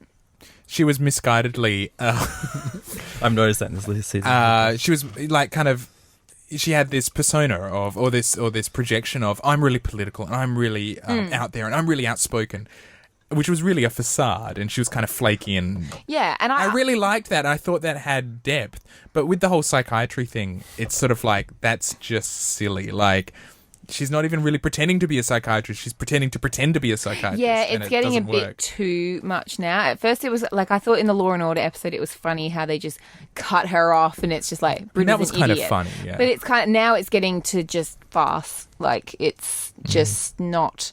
I don't know. I just think if you're going to try and make her this like big part of Troy's growth and development, then steer it back with the whole stupid thing. I thought it could be funny, but I don't know. I just think they're taking her in two different directions, and they underuse her as well. Like when they do bring her in, it's just kind of like, wait, she's an idiot now? You know, the funny thing is, you know what he wants to do now, Dan Allen? Play D&D. He wants to make the new Big Bang Theory. What? Yeah, What do gross. you mean the Why? new Big Bang He Theory? is like, you know, I miss, you know, sitcoms that are actually, you know, performed in front of an audience, you know. yeah. What? Like a 3-camera setup. No, Yeah, I three don't- cameras. Like The Nanny. I Yeah. don't miss Oh, that. he wants love to make The the new Nanny. Nanny. Yeah, maybe that's Mr. what he wants. Sheffy. Although, isn't Two Broke Girls one of those? And that's just an awful show. That is terrible. I don't know how that even is being made. Like, Every if you think time- of all the shows that have been cancelled and that still exists. Every time that she's 2.5 hot, Men. but every time that busty brunette says something, I can hear the joke coming 10 minutes before it's said. Like it's just the most obvious humor. And then I see these reviews online. It's like, oh my gosh, if you're looking for a really funny, original, smart, witty comedy, check out Two Broke Girls. It's got the best one-liner. And it's like, are you kidding me? Like, this is why. Fuck you. This is why guys make fun of girls' taste in TV shows, because of people like you and shows like that. And it's also really offensive with like making fun of short people. Like, there's just this short character, and they always make fun of and him. they have like a Breakfast and Tiffany's-esque Asian character, don't they? That's the What, like a character Mickey that they make Rooney fun of. character? That's the It's character. actually played by an Asian person, Yeah. but it's a caricature that's seemed pretty offensive in the few episodes I saw of it. Yeah. They just always make jokes about, hey, you're so tiny, you're so tiny, you're so Yeah. tiny. It's like, this is really bad. And Like, sort of, yeah, it's meant to be innuendo for, hey, you're so Asian, you're so Asian, yeah. yeah, and it's like, oh god, give it a rest. Like, it's not funny. But you know what? I keep coming back to thinking maybe the greatest show of all time, What? The Big Bang Theory. You think it's You're the greatest kidding. show of all time? It's the new Becca. Oh, fuck you. You thought Becca I think you're right. It is the new Becca. What, as in it's a substandard It's just show. a that's not comfort show. particularly You funny. put it on, and like even my mum said the same thing. She's like really interested. She's like, It is a comfort I just show. put it on. It's just, I've never watched an episode. It's you it's a gotta comfort get show, but I You- wouldn't you, say you know, it's but the you love best to of all draw. You time. don't even like listening to It's shows. no as Nanny. You draw. You just It's no nanny. It's no Nanny. you no just chillax Seinfeld. to it. but Do you have Nanny on DVD? I've got Blu-rays. No, I Laserdisc? wish. Laserdisc could be amazing. Japanese release. I actually bet they have didn't it. really like Big Bang Theory that gonna much say The until Nanny. they brought more female characters in, because I just think it's funny to make fun of geeky chicks as well. Like, I actually found... Oh, so you're bringing down women. Women bringing down women. Well, no, it's self-deprecating. Yeah. Like- Why are you making? Why does everything fun have of to be the geeky self-defecating, guys? though? They're making just as much fun of the geek. They've been doing No, this since the I start. liked they made fun of the geeky guys, but I didn't really connect with it. And then they brought in the Blossom actress, and her What? character. Are you serious? Yeah, she plays. Blossom, don't you know? It's a big She revival. plays, and I actually thought it got and actually she a lot still better. breastfeeds her 4-year-old Yeah. kid. Yeah, no, the baby's been weaned off. She recently That's announced. because she had a car accident, wasn't it? It was like she was forced. Or something. No, the child just decided. Like she's like, oh, the child will decide, and I was like, I'm pretty sure the child will decide. When isn't they're- that the thing that kids something attachment. changes morphologically and they can't Yeah. suck anymore? Although I'm pretty sure your teeth can get messed up, like from just using dummies. So I can't imagine what breastfeeding would Your do. breast would get messed up. But yeah, anyway, point is, I don't have a problem with early Big Bang Theory. I actually am just saying, good on them. It got better as it went on because I actually think it is better with the female Well, geek we keep characters saying as how well. Community got worse, so Yeah, I guess like it's better to get better than this has actually get gotten worse. better with Blossom playing a geek who also goes from being just a straight out geek to being kind of clingy. It's kind of funny. I just thought I'm actually Clingy saying women, I've never seen that on television before. It's funny because she's clingy, but in this way where liking guys is completely foreign to her. She meets a geek and falls for him and has. am I doing? She pretty much just watches TV shows and movies and bases what she should be doing on pop culture references. And Isn't that what we all do? It's a really, but it's such a self-conscious one where she's So what show is this? the Big Bang Theory. Which character? Blossom. Oh, Blossom. Okay, yes. What show are we okay. talking about? Big Bang Theory. Which character? Look, it's really good. Okay, I would suggest watching it. It's just for Blossom. She's actually very. This is a funny. question that's going to be out of depth for all of us, right? But okay, I know this married couple. They've been married a while. They have children. God, you're not going to try and take And the girl on a date. No, but the girl, is just a good old Perth girl, and she's not trying to be as far as I know, not trying to be an actress or anything, but she just got breast implants. And Do so you that's think- limited to only women who try want and to be put actresses. yourself in her shoes. Like she's 30, doesn't has 2 kids. yeah, Would you still feel like? Can you think of yourself still being under pressure to have bigger breasts?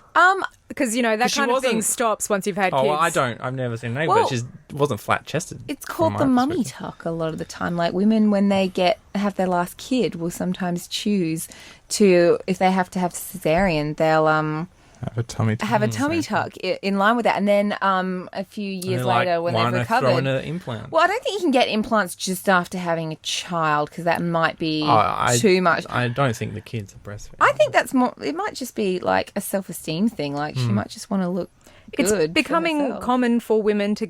It's becoming more common for women to get breast implants Yeah. to fit a certain idea of what a woman Do should you look think like. the And I don't think that. husband I think her is husband's over the pressuring it? moon. Well, no, he may not be. No, but- probably not. But he probably isn't, or he may. It's just. I don't know. I don't know about them, but I know a handful of girls who have breast implants, and none of them got them for a guy. It doesn't hurt. They're like, I do like that I get good attention, but they got it because they're like, hey, I like to wake up in the morning, be able to prance around in my underwear, and actually be happy with what I see when I look in the mirror. Because they were just really not liking body image magazines, blah blah blah. It's not right, but they do feel better having breast implants. I know a handful of women that have had breast implants, and Can we because stop they using the felt. word handful? I know a. Any more is a waste. A nice pair of women. I know some women who have had breast implants because they felt themselves to be very flat and very unfeminine, and it's this construction of what it is to be feminine means you have to have bigger breasts, bigger than A cup. Well, that's Yeah. why I got that laser etching on my abs. Yeah. Just to define it. But that's until this point, all the only girls I've known have been single or they've But I think they're trying to make an impression in their career, and this woman is a stay-at-home mum. yeah, but I think you can also look at it in terms of a reconstructive thing because the female body changes dramatically during pregnancy and through breastfeeding. So you have even, breast size changes dramatically. Even if you don't carry on breastfeeding through the pregnancy, you can have a dramatic, increase in breast size. Then afterwards, it, drops off markedly. and then your breasts have swollen and then shrunk, and then you wind up with sagging and the skin changes and all of those things. So it might be, after 2 kids, it's like, well, my breasts are like completely different to what they were, Yeah. and I'm really depressed about that. And I who knows but what I it just is. wish I could get the guts up to ask her and say, why did you do it? Like, was it pressure? Well, just ask was her. it just her, or was it the pressure from your husband? I really Like, doubt Maybe he don't ask would've- that. Just ask her. How did you I I decide? don't know how you can ever. I bring that. personally don't think, in experience of all the girls I know, I don't think the husband would have pressured her. I think he would have not fought her on it and been like, no, honey, I don't want you getting big breast Yeah, you implants. don't need to do that. Yeah, but if it makes I you think happy. he probably would have danced around the issue so that he doesn't look like a douchebag. But he was probably on the inside going, is hell he- yeah, breast But also, implants on my wife. if you're If he with did someone who ask is for it, is thoroughly he a depressed douchebag? and is going on and on and on about it, and it's wrecking their emotional life, and the wife is to the point where they're like, I need to have this thing. I think you'd just put aside that you wouldn't even think about the sexual side of it. You'd probably just be like, please get these so you can put this behind you and I don't stop know. thinking. I would about have it. thought about counselling Yeah. first, because if it's become such an issue, it's likely that after she's had the breast done, they're not what she expected. Wants to get the bigger breast, wants to do something. She'll different. probably be happy. these are- She'll probably be happy with the breast, but she'll have something else that she won't be happy I with. think if somebody's that anxious That's about true. it, counselling. No, I that's true. I always recommend, because I'm like, well, You always recommend if things. I could get a penis implant, I probably would. Now, you? Yeah, what- you guys now will what like is the Why? deal Okay. with penis? It doesn't make you any bigger I when sent you're out erect. a tweet. I sent out Facebook messages. I asked What's the deal for with a friend penises? of mine. What's the Called deal Campbell. with penis extensions, penis fillers? What's going on? Because there's so much stuff out there. This is a quality corner. Women always say, well, if men had to have, oh no, women don't sound like that. If men had to have babies, they would have mastered that shit, and they'd be in and out, and it'd be so much easier, and blah blah blah. Okay, sorry, that was a terrible female impersonation. No. But I think, As a woman, but I'm I insulted. think, okay, why haven't we mastered the cock extension or the cock implant? Why? What's up with that? That's weird. Is it weird? I think that's strange Well, I mean, that surgeons haven't gotten onto that Well, and probably been like, Because they it's don't- really hard to make it. yeah, It's but dangerous. Extend, I don't know, muscle. I know, yeah. My understanding is that you can do 2 things. You can do one thing where you pull. So there's a large part of the penis that actually runs under the Crotch under fat the can crotch, also hide it. and so they can slice that and pull it forward. it But up. then you lose a lot of vertice. So it kind of just hangs out straight when erect. I'm under the impression you can do padding, but then you just wind up with like a stumpy thing. It looks out of proportion. Yeah. I don't think you can do both. And I think the risks are enormous. Yeah. that's the I think it's thing. like 90% of guys can't get boners afterwards. Oh, yeah. I You hear was these going to horror say that's stories probably why they haven't really mastered it, Well, because there's a lot that can go Keep wrong. going, right? But that's what I'm saying. It was like, hard to get to the moon. It's like girls, quit your whinging. You can get big boobs. You can go to Thailand, get big boobs for a couple of bucks, and fly back. I and have want- a holiday at that's the same the time. safest option. Let's go to a. Yeah, who cares if my boobs turn green? Why and does fall everything, off? every rant that you go on, have to turn into, oh, women get over it? When I'm I just have my like- breast implants, I'll feel so much Right, better. but And I'll probably our have change from a problems where either we can't fix like our penises, or we're not allowed to fix because that's somehow discriminating against women. But What the fuck are you talking about? It's discriminative. yeah, to like fix your penis. yeah, like we've talked about many times. We tried to start a men's club in UWA, and we were shut down. Right? And then we said, can we join the women's club? And they're like, no, we'll shut down. We were discriminated against. That's hilarious. Wait. So this entire podcast is just about you and the gripes that you've had from your entire life. Yeah. How is your relationship Should be with your called mum? whinging around. Whinge around. No, I'm just whinge around. asking the questions that people scared Oh, that to you. ask. The people, you and your fellow men's club men.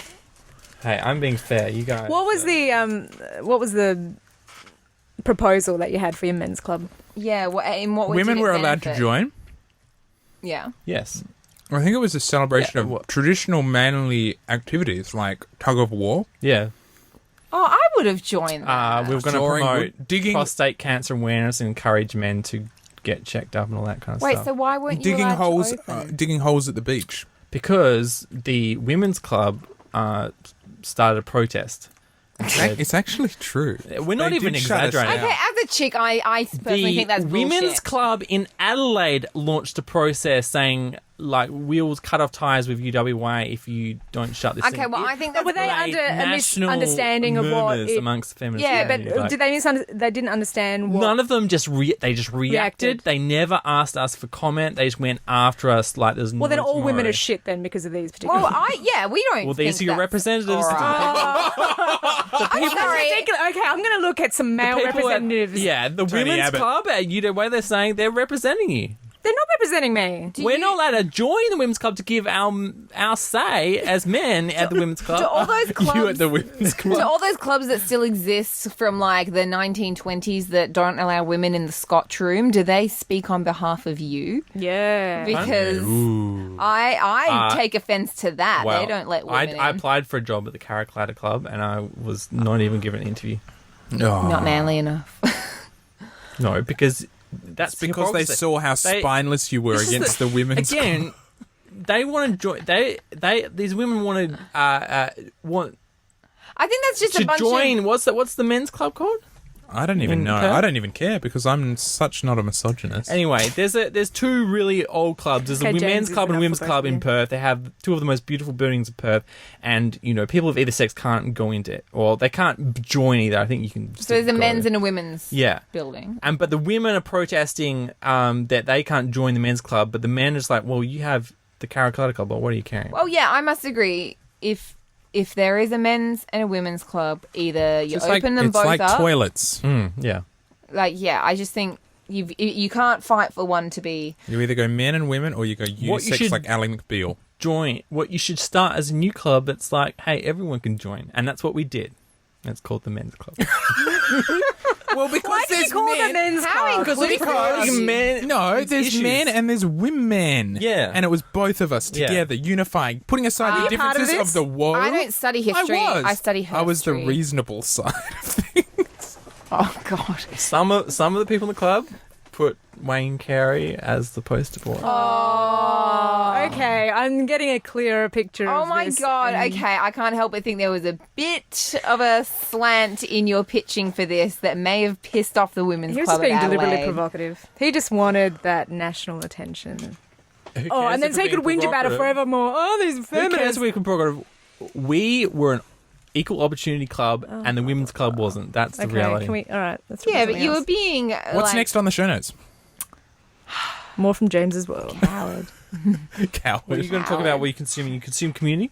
Yeah, I finished season 3 of Community. What do you guys vote? Can we take a vote on whether I should start season 4 or should I leave it as the Dan Harmon 3 seasons and no movie? At the moment, I'd say James, just leave it. There's leave it? nothing worth seeing yet. Jules? Yeah. I don't know. I've kind of stopped watching it. I'll wait till all the Oh. episodes are out and then watch them together. Okay, I think after season 4's done, I'll take your Like vote again. last week's episode was the new Arbin Makes a Documentary episode. Same Oh. formula. I've already seen it. They're I running would out of wait. ideas. They're not even. I'd wait until they're all out and then Okay. maybe see if you can get past the first. I'll hold off and maybe I'll do a revote. I can't bring myself to watch What else have I it. been consuming? I went to the Sculpture by the Sea at Cottesloe Beach. And the place was jumping, as that famous song once said. It was good. I do kind of find it a bit all over the shop, a bit kind of crazy and hectic and strange, but there was some Good nice strange? works. A bit strange. Good. I always thought they should a bit of spread it strange over the entire festival. coastline, so you have to walk like 100 kilometres to... That'd be Cure cool. obesity and some- get an yeah, appreciation exactly. of That'd art be cool. out there. I do And then wonder, it'll give the sculptures more space to enjoy their... And we'll have that awful Pink song that's on the Biggest Loser promo ads playing Yes. as everyone has to waddle up the Pink beach. is the I'm- worst. I've She is not been the watching worst. TV. Really? Pink? I'm not a fan. Are you kidding? No, I'm actually not. She's You absolutely my worst. Why? She's Out got of like all one the good, she's a people, one-hit wonder. She's got one good song. That Oh, she's not a one-hit wonder. Not She's in been around for Australia. years. She's practically a I don't know citizen why here Bogan now. Australia loves her so much. Oh, they do. They really so do. much. Like She's a very healthy role model for. Yeah, I don't mind her as a role model. I just can't stand her music. yeah, I but you know there are can't lots of stand people that it. are amazing role models that I don't like. I mainly, and I also I'm don't really like. not I really into don't it. like the people who like. Well, the No people offense, who Jules. like Pink. represent. You're not. I would not Today, take you I as a have my pink rhythmic fan. gymnastics. You've got pink. We're all different. Yeah, intense dislike of pink. I would never have Wow. taken you as a pink, and that's No, that's a I mean, compliment. I kind of like her as a person. I don't listen to her I music. don't mind her as a person. It's her music. I can't stand her music, and I don't really like a lot of her. And I don't understand why she always has to have a husband in her video clips and makes out with him. Yeah, and kind of like graphic grinding. Yeah. In a But no, I don't know. I don't listen to her music. Yeah, I find it very unsettling. Has The Biggest Loser and MasterChef ever done a crossover episode? Why not? That would be hilarious. Just make the Biggest Loser contestants watch the MasterChef people make all these delicious dishes. In front of them. Yeah, and then just Because be like, Channel "No." 10 sending mixed messages. Yeah. What are they trying to say? What are they trying to say? Have you guys heard of something called Epic Mealtime? Yes. Yeah.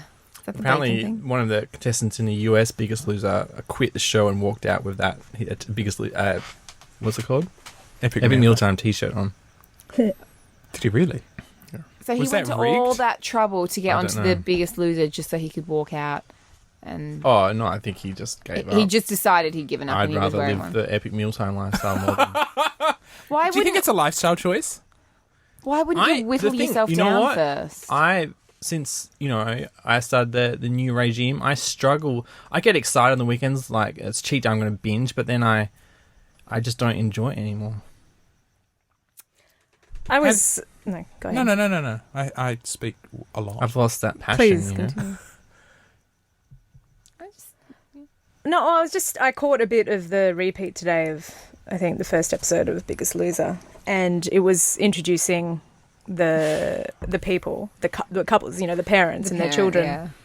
and they're all like, on the microphone in front of the audience, going, "I'm going to make this change," and really stirring stuff. I don't understand why, if they need a TV show to make this Yeah. change, if they've identified it as a change. And plus, Biggest Loser is not the way to lose weight. It's a very It's not unhealthy a way to lose weight. It's Like, the worst. All those people put on weight after they've. A lot of them, pile it back on. It's not a sustainable way to live. You can't lose 10 kilos a week and think that that's okay. And your skin as well. If you're really overweight, all their skin the spare just skin that they have. sags, and then The winners usually You get an apron, is what they call it's it. horrible. Yeah, but it costs so much to get that, and the government doesn't really cover it, and I don't really blame them. And if you're a woman, you might need breast implants. they do. Or a breast lift. They do. Oh, sorry, yeah, a lift. A lift, a I don't even know if does a breast lift involve an implant, or No, is it just it- No, it's optional. It's just the stretching of the skin. Yeah. It's like a facelift on It's your an breasts. anchor that they it's do, like an internal bra? or a donut. Is it? I don't know. Oh. They I either didn't do know. an anchor cut to bring everything together, or they do a donut where they cut around the nipple and then they cut a bigger one around the nipple, and then they take that donut Ah. skin off and then they sucker it all in. And Wow, Nat, we need Nat's plastic surgery corner every week.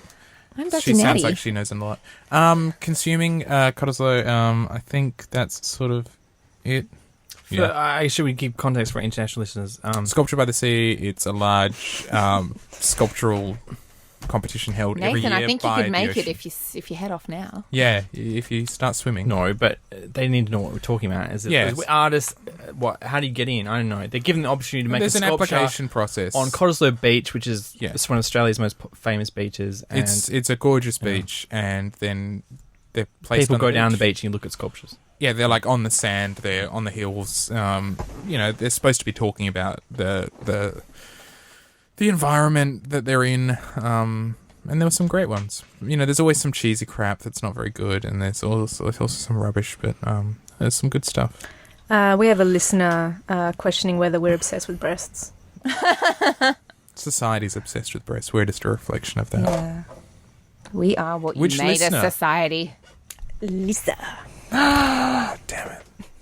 No, Do you I'm think not. breasts are just as awesome in heaven? I think Wow. they're better. What do you look like in They'll heaven? have Do you look new like your things- do you ideal think they'll self, have new or- things to get excited I about? reckon you'd look like your ideal weight and haircut. What about age? 21-year-old.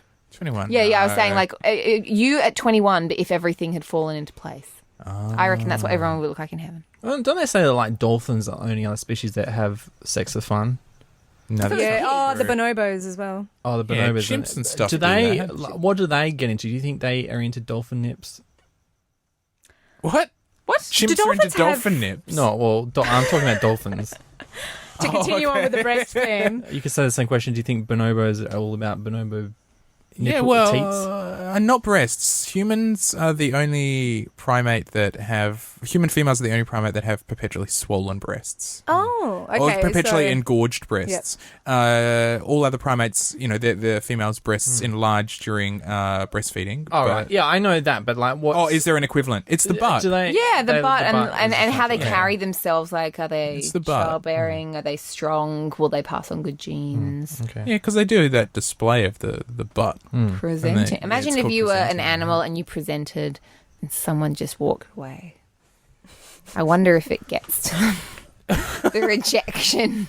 Wow, I never really thought about that. Those poor bonobos. That's way harsh. We're also, I don't know if we're the only species, probably not, that women don't show when they're in estrus. They don't show when they're fertile. Oh, Like, yeah. we hide Right. our estrus, and that's why we have sex all the time. Well, you never know when a woman's fertile from just looking at her, when they have red butts or something. Oh, I never thought about that.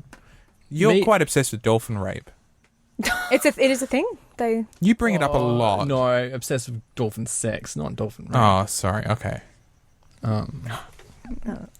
Sounds. But well, I want to talk about something completely different. Megan Phelps left the WBC. Can we go back to dolphin sex for a second? Do you remember that Ricky Gervais where he was talking about that dolphin? I think it was in his Animals Yeah, stand-up. Where he was talking about the dolphin that stuck its penis in the other one's blowhole. He saw it. I think they... Or was just I think wondering he- if they No, do I that. think he read that some scientists documented it All right, yeah. happening. Sorry. But they do have a big rape culture, don't they? yeah. a rape culture. No, they Say, do. do dolphins have I think I've culture? heard it referred Dolphins as have rape culture. culture, don't they? Do they have culture? Can they? Well, do we say? Orcas have culture. Culture's just communication, and they like, No. hey, No, it's not. It's no. being able to transmit ideas and then be able to use like And one of the big ideas that are differences. defined by geography. Yeah, So but you have a that's cultural why group. The dolphins, right? yeah, the dolphins in the Indian rivers, they beach the fish on the shore and they pick them up, and they feed differently to like Yeah, in the dolphins in around Monkey Mire. They've been seen to use like shells to help filter sand and stuff, but Oh, you yeah, don't those see that ones. elsewhere. But it's something Is that's that brought up cultural? culturally, yeah. And so that idea of rape is like, if this group that rape has become part of their culture as a pod, then that's what happens. But is rape exist in all dolphin pods? So I'm asking questions we don't have I don't know. answers. And Just and the low you know, socioeconomic part. and bringing in culture, it's a tough one because there's no consensus that say higher primates have a culture in the way that we refer to cultures. They can't. There's no consensus that they can teach other apes to do things beyond. You can't pass it on. If an ape observes another ape doing something, then it might do that, but it's not the same as communicating it. It's supposed to be one of the big differences between. I've heard not an ideology. orcas described as having culture because they have like hunting techniques and behavioral traits that they consciously pass on to their young and offspring, and they train them in these techniques, and they differ from geographical or pod unit to pod unit. So there's different behaviors exhibited within the same species. So therefore, they're arguing that that's a cultural behavior that is persistent.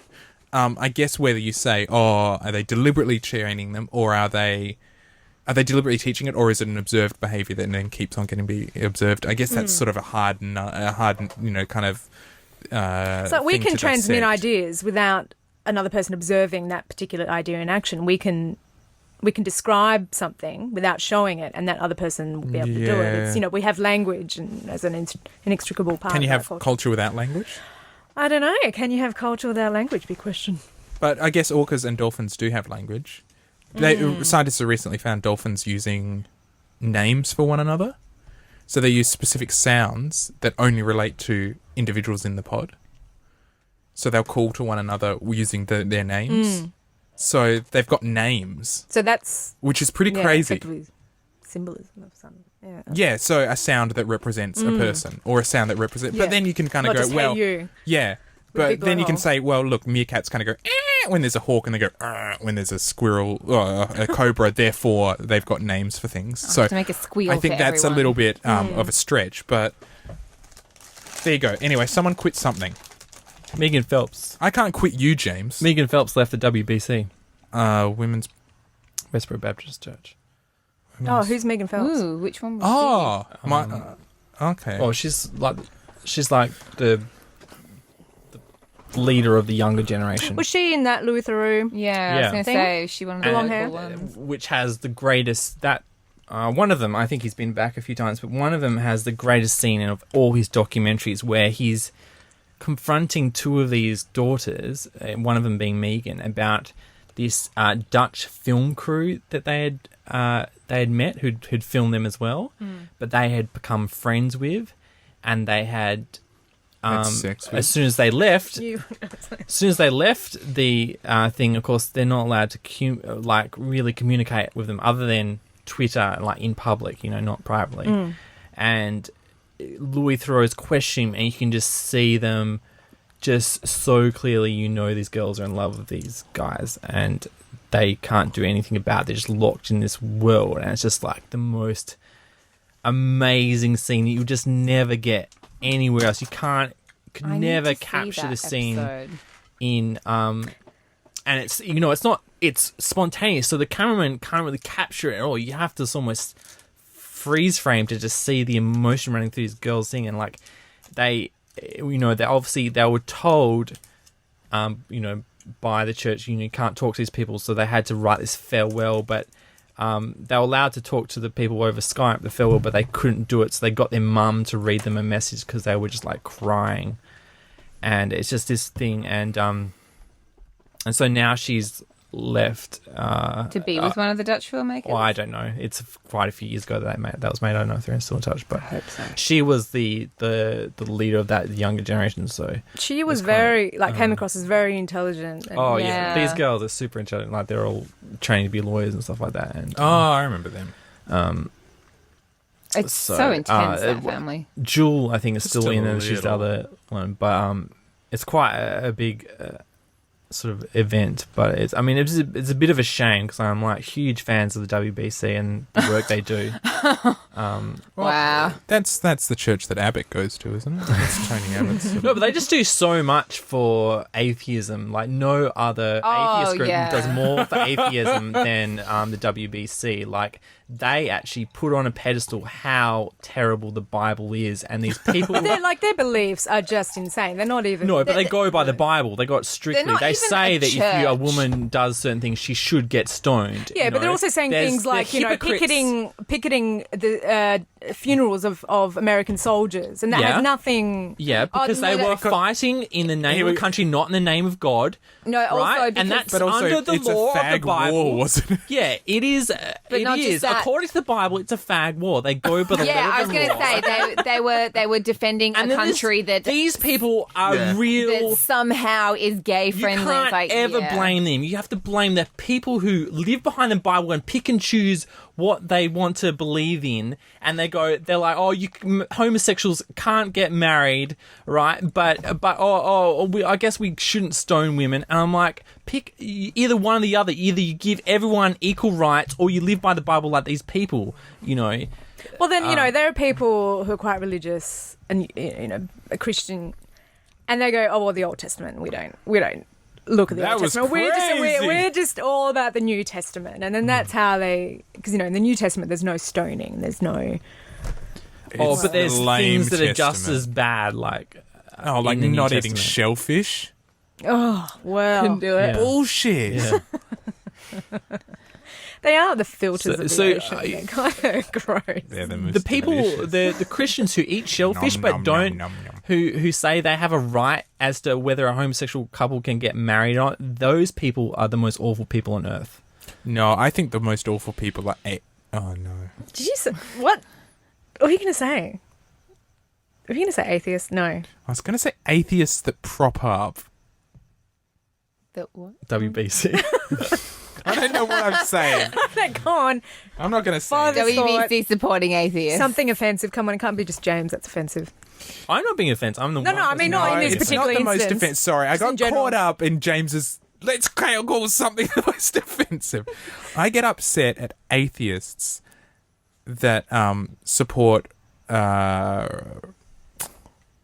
like churches and like religious Organised religion. schools and because it's propping up these old institutions that I think we talked about that episode of Insight that I saw where there were, I think I spoke about it with you, Jules, about these two girls were at a private religious school and they were a lesbian couple and they wanted to go to the prom together, and the school said, no, you're not allowed. We don't support gay rights, essentially. And they protested. The children protested. The parents of the students protested and said, "No, that this is the way it is." And I got really mad because I thought, "No, you're not allowed to protest that. You knew what you were signing up for when you put your kids in that school." You have to do interviews usually. I for totally those schools. agree. Like, I think gay kids should be allowed to go to prom together. Of course they do. But if you've chosen to put your child in this school and the school's really upfront and clear about what they believe in, what their value system is, and you're giving them tens of thousands of dollars a year.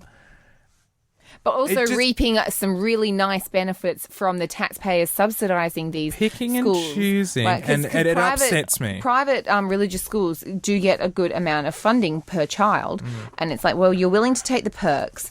You need to also, you've signed up for it, you're getting a lot of perks out of it. You do need to respect the fact that they've been pretty open with the whole St. Francis or St. Jerome's, like some, churchy name on the front of the school, and the fact that there's usually a chapel or something attached to the school. I do agree with you on that. That's what upsets me, and that particular show that I watched really put it into perspective. Where I was just thinking, I'm an atheist, and I just think, it just didn't sit right with me. If that were But my they're kid, not the worst people. If that were my kid, I would just say to them, "This isn't right. This isn't cool." But the only other option is we either put you in a non-religious high school or the local dodgy high school. Which would you like to go to? Like, you've got to play the game sometimes. And even you then, should go to the local dodgy high school. I went to the local dodgy and they high won't let school. you go to the. And save the money and use that if you feel the education's not good enough at those schools, but spend the money on tutors so you actually get one-on-one time. No. I went to a dodgy school, and half the time it's the social aspect that can mess the life up because you already feel compelled to fit in I at guess high school. we went to a different school, but I think the social actors grounded us so much better than the people I met after high school who were just seemed to be like nuts. Their values coming from these religious schools that were like single sex or conservative. Oh yeah, I'm yeah. like, There's bad things in there as well, but they just came out to the world and they just like were colliding with it because they've been kept in this bubble for the last 5 years of their life. the kids I went to school with, though, they just, some of them, I went to school with some kids who are awesome and they've got families, they've got really well-paying jobs, they're really great functioning members of society, blah, blah, blah, blah, blah. But there is a big amount who were druggies, teen pregnancies, or they're deadbeat dads, literally deadbeat dads. Like if you say, "Oh, why aren't you taking care of your kid?" "Oh, it's not my kid." They'll just say that. Like, and that is because they, it doesn't help that they had shit home lives. But I saw some kids from really nice backgrounds who, in an effort to fit in at a really sometimes very dodgy school, especially if they were in some of the lower performing classes like I was, I would see some kids from really nice families just completely go against what they really felt just to fit in, and it shows now because they're not happy with their lives and they're in situations where they feel trapped. They don't want to go back to uni. They're stuck in a job. They don't want to go to uni or try to get like an education to get to uni because they're stuck in a low paid job but they can't really get out of it. And that's what I've seen from low socioeconomic high school. So I would say that's why I'm not that keen if I ever have kids on them going there. Just from, like, if I'm in a decent area, okay. But really shitty public high schools can have a really bad impact on a kid's life. So I would be probably willing to lie about my religion in order to get them in, and I'd pretty much just say to the kids, look, hey, if you really don't want to be here, okay, but just remember, it's not going to be as nice. You're not going to get as many resources. There's, you may not even get into university with some of the classes they do. Maybe. There you go. Oh, it just upsets me as well, the state of education in Australia. Yeah. And so that keys into it as well with, this growing divide between the haves and the have-nots in terms of education and, the constant sort of, movement towards private schooling. I just think education is a fundamental that should, education and health are obviously two fundamental things that should be equal for all children, regardless of geographical location, regardless of the wealth of the parents. You should just have first-rate education and a first-rate health cover.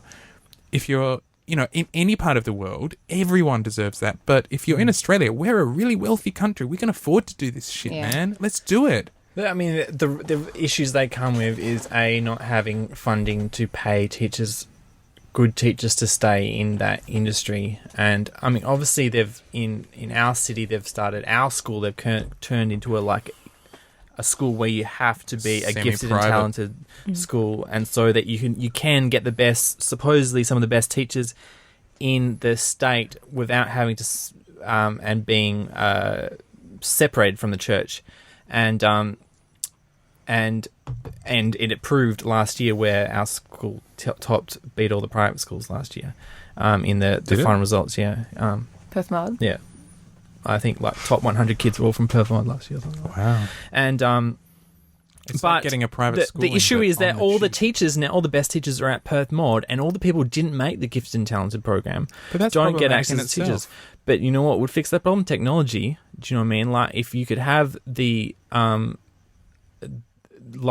the best teachers being able to do presentations and doing awesome things that will inspire the kids in those other schools, and they get to watch it and go, but it's also about teachers having the right teachers in the right spaces as well, and having a plurality of education models as well. It's not just the one model that fits everybody, because it doesn't. And you've got this standard method of teaching, which is one teacher at the front of the classroom and 30 students and sitting at desks for an hour at a time, and it just doesn't engage with most people. You and I both pretty much failed high school, right? Like I pretty much failed high school. I got so close to failing and not graduating.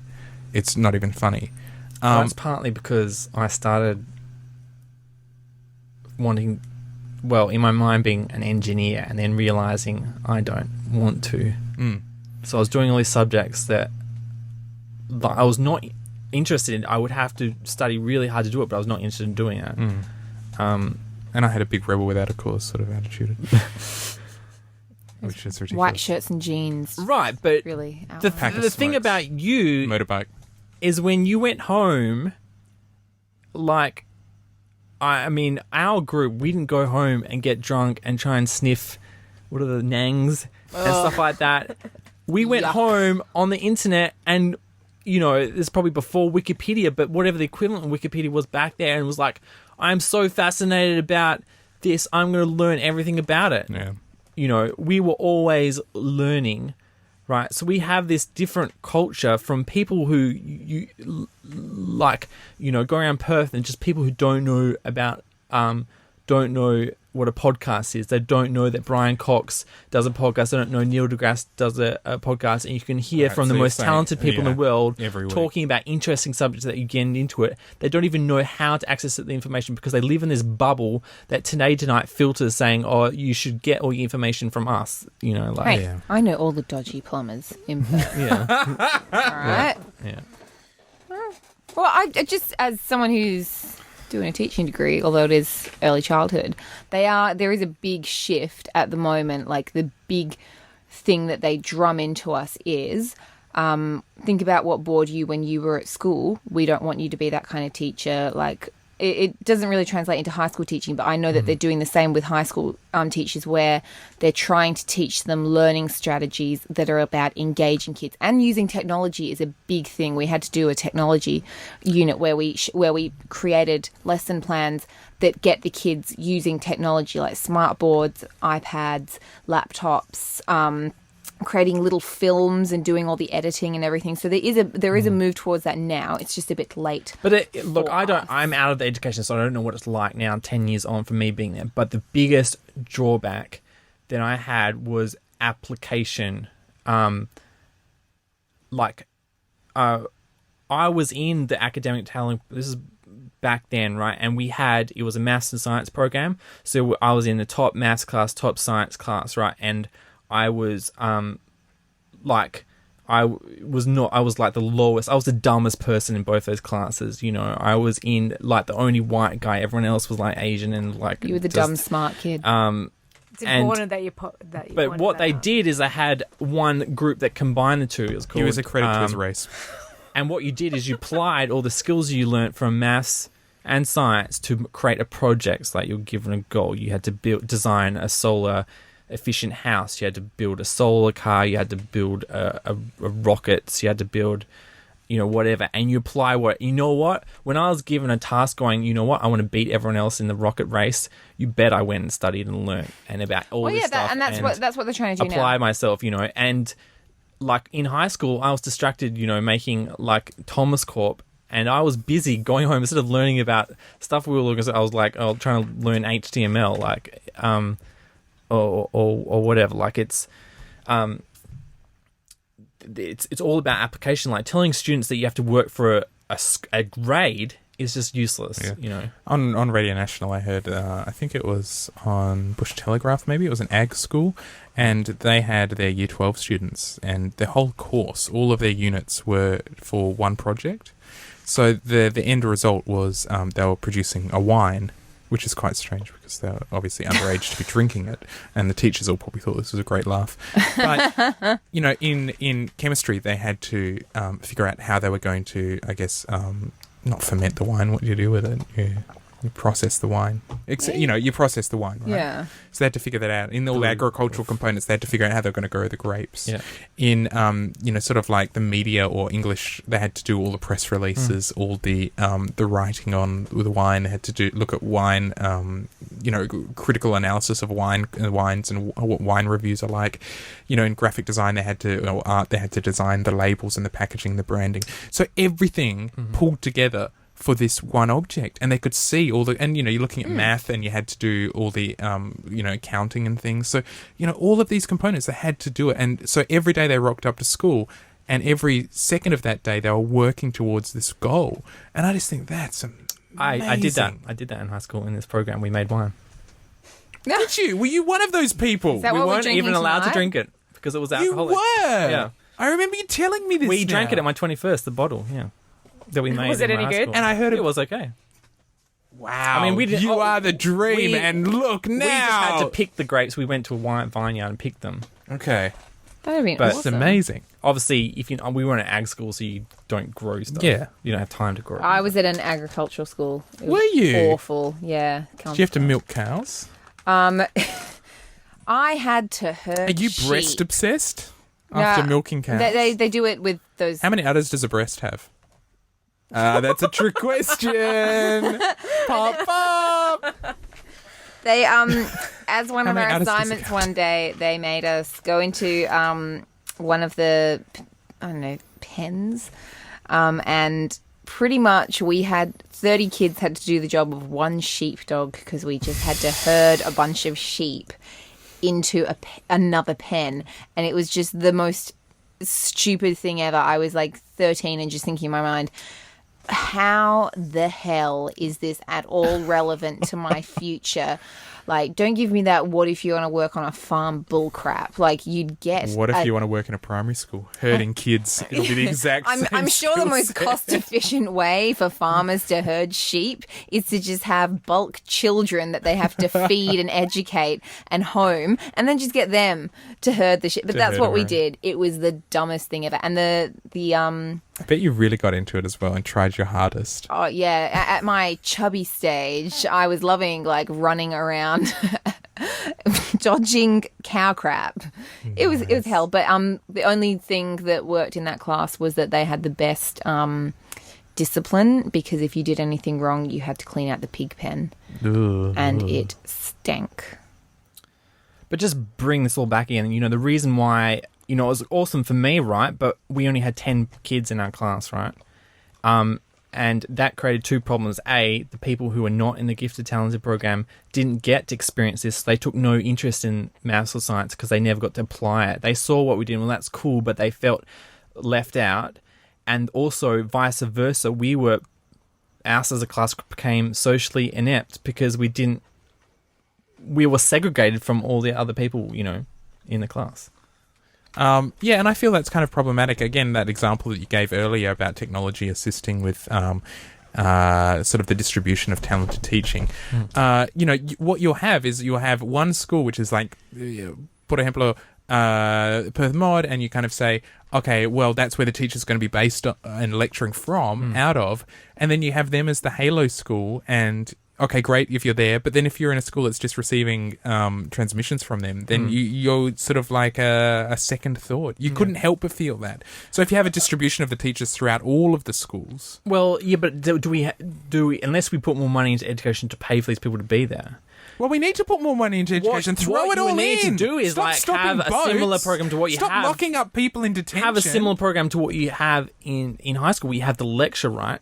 Then you go to a tutorial or a lab, right? And then you'll have a technician there who helps you learn all the tools and stuff like that, and the to do what you need to do. Like, hey, so we, you know, our lecturer says that they broadcasted lecture to you in your tutorial, and you watch the best teacher in the state or the country teach you something really awesome stuff, and then he gives you a homework assignment, right? Then you spend the rest of the class with a technician, right, who doesn't have to be the best person, but just has to be a facilitator that says, what do you want to do to complete your project? You need a computer? Okay, I can get you show you how to hire a computer from the library, or I'm just using an example from my period. Obviously, all kids have computers now, but you need some materials. I can distribute the materials. You can come to me to ask immediate questions. If I don't have the question, I can teach you how to use Google to things. And then so you just...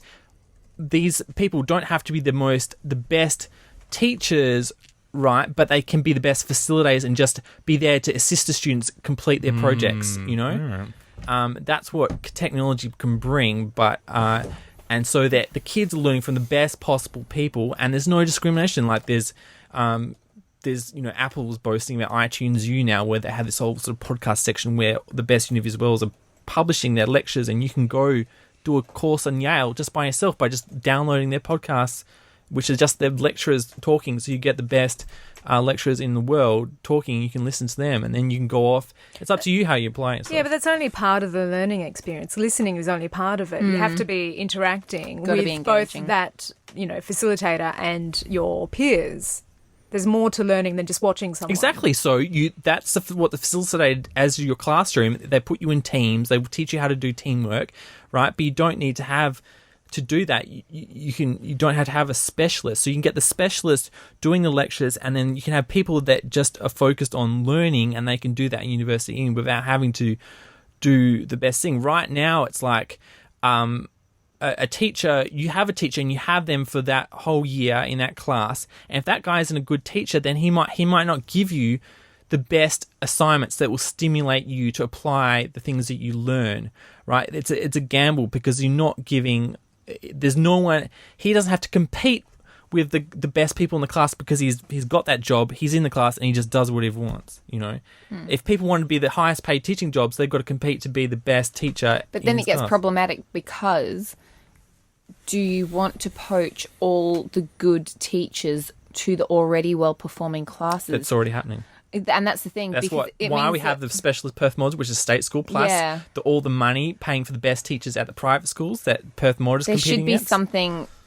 There should be something, I don't know how you'd like mandate it, but something in place that gives incentives to good teachers to go to less like resource rich schools, so that these kids who are from they don't have the best start in life, socioeconomic wise or anything like that, and actually have someone who will try to engage them and be a really good teacher. Like, there should be more of a movement to encourage teachers to go to the crappy schools that people veer away from, because the studies that they've done into like different strategies of teaching that engage kids and try to get them to become more active, engaged learners.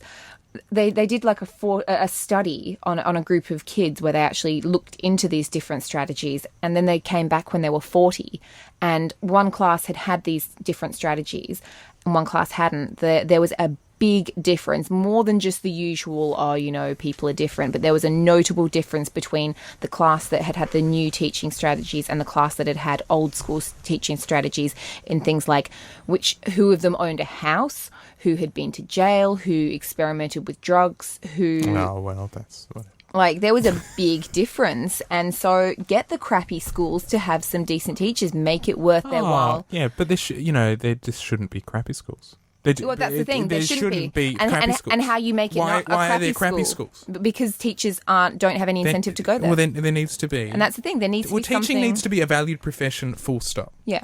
It needs to be like a 6-figure profession at base level, full stop, across the board. It needs to be something where people go, I want to be a teacher. Like they say, I want to be a lawyer, or I want to be a doctor. That's what teaching has to be. And it has to be that from, kindergarten all the way through to university. It's just ridiculous. And people say, that's a lot of money to pay. The money that we would save from rehabilitation of people who've been to jail. Jail alone costs a lot. It costs a lot to keep a prisoner in prison. The money just feeds back into the economy anyway, because these people are staying. They're Australian. That's the thing. Invest the money in paying teachers more and giving them resources as well. What are they going to do? They're going to buy a car here. They're going to buy a house here. They're going to buy their groceries here. The money just stays in here anyway. It just circles around. It's ridiculous. Yeah, but that's communism, Campbell. You know what? Fine. We have we have some feedback from a teacher. Don't you know that there's a $3 billion object sitting on Mars that's just sitting there on another planet? They could have spent that money. That goes the face of Mars or the pyramids. No, he's talking about the Curiosity rover. Okay. That's what people think. There's a $3 billion piece of metal on the planet. Not that there was $3 billion of wages paid out into the United States. Yep. Anyway. That were then taxed again and got cycled back into the economy. Okay. We've got a teacher comment. We have a teacher comment that the best team of kids that this teacher ever taught at was at a low socioeconomic school. It was way more resourced than any Greenleaf school that she taught at, and it had the best team of teachers. Good. Wow. Well, which area? I need to move there. Yeah, where can I go? And start breeding. I know the people... Because I can't afford any Greenleaf The people suburbs. who... where's Hamilton? But that is primary school. Hamilton that is near Freo, isn't it? Is this from one of Perth's premier teachers? They always won the solo car from, competition. I think, the cream of the crop. Yeah. The crop has been creamed, and the result is this one. Yeah. But that, you know what? Yeah, I'm sure, that it was great resourced, but, that is a great teacher as well. Yeah. Like... So sometimes there's just an awesome feel who can in a see, school. Yeah, and locals will just join on, and then other teachers from other areas will join that staff and be like, hey, there's a really nice atmosphere here. That's what can keep good teachers as well, just a nice atmosphere. There's a lot of crap that goes on in all workplaces. It's atmosphere, and it's creating an environment that's positive and forward thinking and all of those things. And that's what children need. They need to be inspired and excited and made to feel that learning isn't a chore, because learning is like the most amazing thing ever. And it sucks that there's this myth that gets perpetuated that learning's boring, learning sucks, and school's fucked. And it's like, God damn it, man. Because I felt that, but I felt that school sucked, but I loved learning. Yeah. So I failed everything, but I loved doing it. Oh, yeah. I loved failing, yeah. Because it wasn't necessarily what I was interested in. I didn't care about the grade. I cared about the information. I wasn't good at retaining it. I loved... anyway. I pissed off one of my uni lecturers last year because we were doing a unit, a really dry unit, but we were being told, you need to really get the kids excited, learn through play, active, engagement strategies, blah, blah, blah, blah, blah. And then they gave us this book which was the most boring book ever. And I went up to her one day and just said, I know that you didn't choose this book, so I'm not giving a personal attack. Just if there's ever a question about feedback on this unit, could you let whoever planned these readings know that I think it's a little bit weird that we're being told to be these engaging, fun, cool teachers, and then you are giving us the driest, most boring readings that don't actually help us with the unit at all. Because I said to her, that last assignment I handed in, I didn't read that book. I just could not bring myself to it. I was just scanning over words and taking nothing in. And yeah, so even in uni, there's still issues with it. But there is a big push towards teachers to try and nip this whole learning is crap thing in the bud. Oh, of course. Do we have more comments? Application. Oh, we had some more. I got the easy ones. I got the little ones. But not, well, I don't know You can't if Marco read it is a out. teacher or not. But no, learning is not boring, teachers are. Yep. But then he qualified it with not all, fortunately. No, I yeah. A lot of them. There's a lot of teachers who just don't want to be there. I remember one. Yeah, I had teachers like God. that. But then I had, did you ever have Some of my Mr. physics Williams? teachers, I think I wouldn't mind being replaced by Neil deGrasse Tyson. Oh, look, yeah, that's true. You might prefer Brian Cox. I'd like. Oh, well, If we know Brian you don't Cox like was your Neil physics, deGrasse Tyson. if Brian Cox was your physics teacher, maybe you would have been more interested in physics. I probably would be. or yeah. you at least passed physics. I would have. Just to make I sure. think you would have joined a pop band. I probably would be playing synth So why right now. can't and every kid have astrophysicist. Brian Cox as his teacher? Well, they can. Well, You they can- watch his documentaries. Well, But no, when his do they get the lectures. opportunity? They have to discover it for themselves. Campbell didn't discover it until, 10 years after he left high school. I It's too know, late. if only.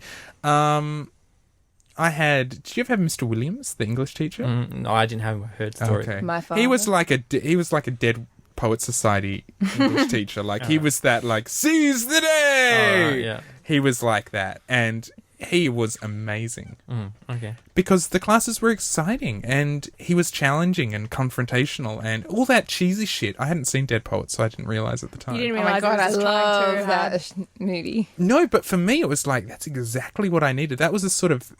That's what I responded to the one best of of them all. kills himself. Is that really what you want? Actually, I have to be honest. I still haven't seen Dead Poets. Oh, I just You'd have weird, man. ruined the movie for you. Did Robin Williams kill himself?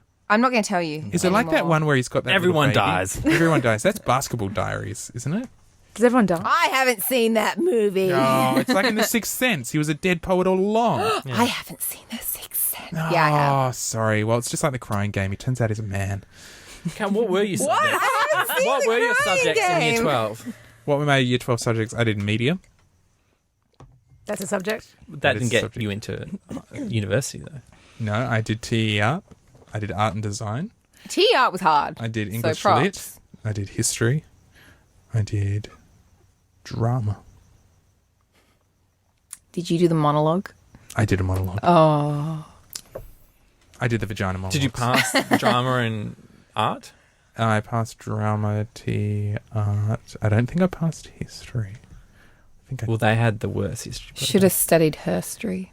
history. Snore. The vagina histories. I can't remember. I'll have to dig out my old scoreboard. I What's knew it more called? about history than Report our history board. teacher. Did you? Oh, I Yeah. bet you didn't. I actually had That was She good. hated me because I would have an argument in class, and I'm the only person who. Knew more than she did, apparently. And then I would go home, find cry? out information, then bring it back the next day and be like, "Hey, you voted." And she's like, "You failed."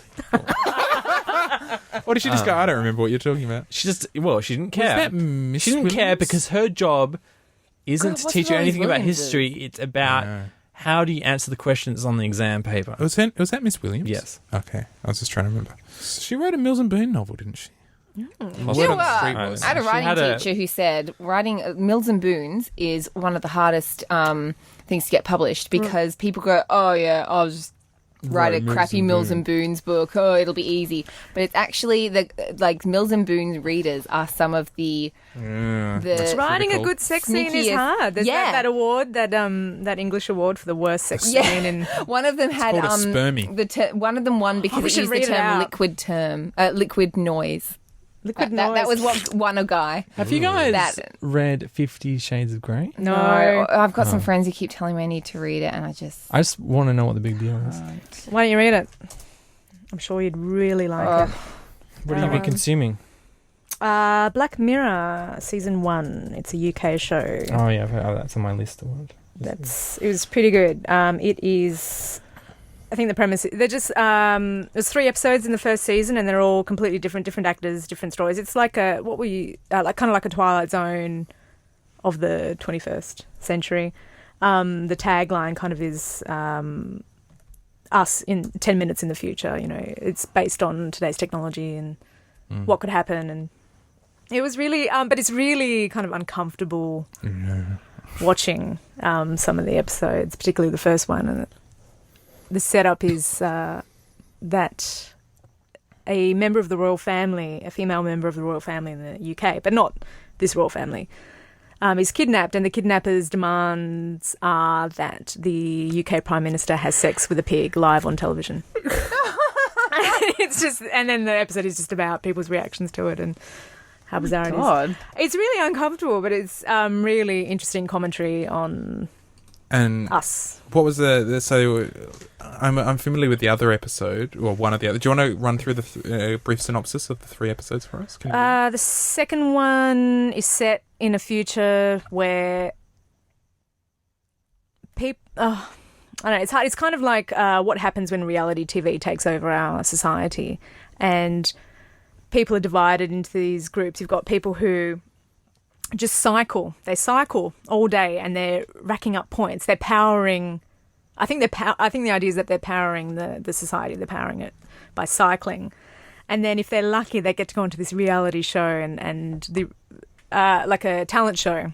We've got 3 judges who are judging, you know, and I don't know, it's really hard. It is really hard to explain. So I'm not going to even bother going any further, but it's really interesting. And then the third one is what happens if we have implants in us that record every single thing that we see. And so you can rewind. And I think that's the one you watch as well. You can watch every single thing that you've ever seen. So it's just about this couple, and they're kind of going through this relationship drama where he's jealous of this ex-boyfriend, and then he's just rewinding this and showing again and again this dinner party that they went to and her reactions in slow-mo, and then what happens when you have that much, when you can just revisit every single thing you've ever seen, and that's the episode I stumbled upon, and it was so unsettling. I want to watch it now. Is so. It's really interesting. You sit there just feeling this knot in your stomach just tightening the whole time, and you're just going, "Oh God, it's getting worse and worse and worse." But then and it's stuff that's directly relatable to stuff that we have now. I mean, isn't there that guy that has been recording his life for the last couple of years? You know, he has a camera around his neck all the time. He's just always taking pictures of everything he's doing, and kind of, you know, looking at his life through this medium, through a lens, and not relying on his memory anymore, as if our memories are faulty, but, you know, what are we trying to fix? That's why I think people like the concept of the home video camera as like a documentation tool is just like the worst thing ever. It's like these kids, you know, like I've been to a few assemblies where the parents like holding up the video cameras to film the kids instead of actually watching. Oh, yeah. I mean, it's the same thing at concerts. Yeah, you know, every everyone's got their concert you go freaking to. phone up. It was David Sedaris. He's got a book called Holidays on Ice, and he talks about when he was a Christmas elf at Macy's, I think, and just talks about how all these awful parents would come in with these massive video cameras and just bark at their children about what they needed to do, like, smile for Santa, do this, do that. And usually by the end, the kid would be crying, because most kids cry when they see Santa because it's actually quite scary. And they would pretty much just ask the child to smile as tears were running down its face, and it was like hiccuping. And then they'd get the photo taken, and they'd be happy with that. They'd be like, "Yep, that's good. We've done what we came here to do." Yeah, we've got the memory now, which is the photo. Yeah, it's insane. Like, why would you want to? I would not want to look at that photo. I'd maybe just have the photo taken of my child crying, and then when they're older, be like, "Hey, look at this funny picture of you on Santa's lap, crying your eyes out. Isn't it hilarious?" But just like they'll make the kids smile, and I just think it's really weird. I just find my memories quite often destroyed by photos. You end up just remembering the photos and not actually what happened if there was. Yeah, I've lots of stopped taking taken photos there. when I'm at events. Like, sometimes it might be good to have one to be your profile picture, but then that's it. There was something I wanted to add to the show notes this week, and forgot, and now I've just remembered. It was an article I read about Darren Brown of the Darren Brown experiments, and he was talking about how he almost got into a fight recently. He came out of his hotel room and was walking down the street, and he turned around to block, and there was a man and his girlfriend. You know, it was like a Friday night. They were out. He was super drunk and being really, not physically abusive, but verbally abusive, and saw Darren Brown. Didn't recognize him, but was like, oh, you know, oh, you can't, you want to fucking fight kind of thing, you know. And he was saying, you know, he could tell. And in this article, Darren Brown sort of saying, you know, and when someone says that, if you say no, they're going to hit you. And if you say yes, they're going to hit you. And he said to him, did you know the wall outside my house is 4 foot tall? And the guy said, you know, oh, fucking what? He said, today I saw this red balloon just drift by down the street, like it escaped from a party or something, and the helium was taken. So, oh, fucking having a land, you cunt, you know. And he just carried on with a few more, like, bizarre statements like that until the guy just sort of, he said it was like a emotional or verbal judo, where he'd taken all this aggression, this verbal aggression that was thrown at him, and he just kind of toppled it and redirected it by confusing him. And so all the testosterone drained out, and he had to actually think about what that guy was saying to him. So, oh, this isn't about violence. Oh, okay, what? This balloon? What? And he kept it with a few more things like that until the guy just started crying, and Darren Brown consoled him through this, like, emotional breakdown that he had. And, you know, I read this article and I was like, yeah, that's fantastic. And it reminded me, because, I mean, that's something that I often think about, not often think about, but being in customer service a lot, you do have to learn to deflect complaints, like you know, like we all are. And this was quite a few years ago. This must have been maybe 2002. I was working as an artist assistant through the Awesome Arts Festival for Children, and I was helping this Dutch artist who was installing this amazing work of enormous balloons, coloured balloons, in this kind of abandoned construction site. And you could see it from the boardwalk up above off St. George's Terrace. You could look down into it. And it was all chained off and sealed off. And we were in the middle of this swamp thing. And this guy just started marching towards us. So he'd broken through, or he jumped this really high fence into this construction site we're in. And he was walking up and he's like, you fucking poofs, what the fuck are you doing? You know, this Ocky guy with his pluggers and his stubbies and singlet and looked gnarly. And he was going, you fucking poofters, what the fuck are you doing down here? You cunts, what the fuck?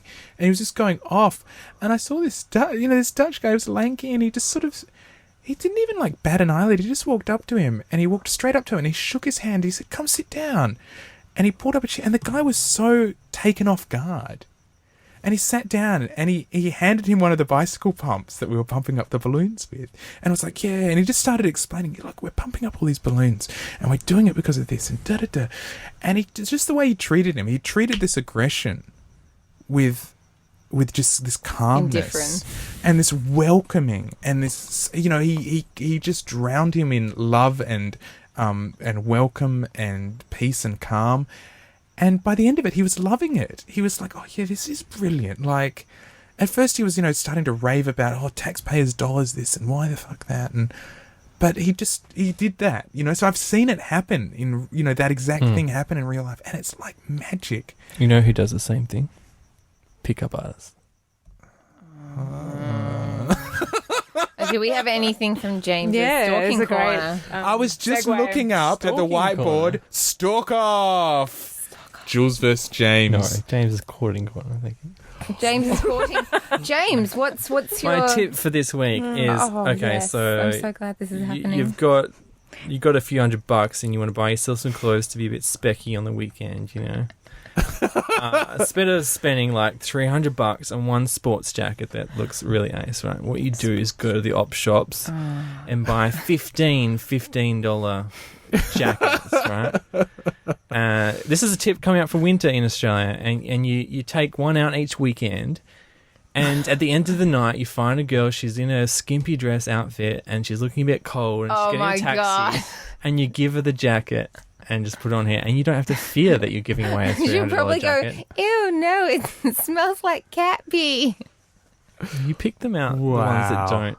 Wow, Okay. that's a pretty amazing God. tip. Yeah. One of the episodes of Community I watched last night featured Jeff Winger placing his jacket over Annie. And taking And he it says, like, don't drink or eat anything. Yeah, And don't bend your arms. yeah.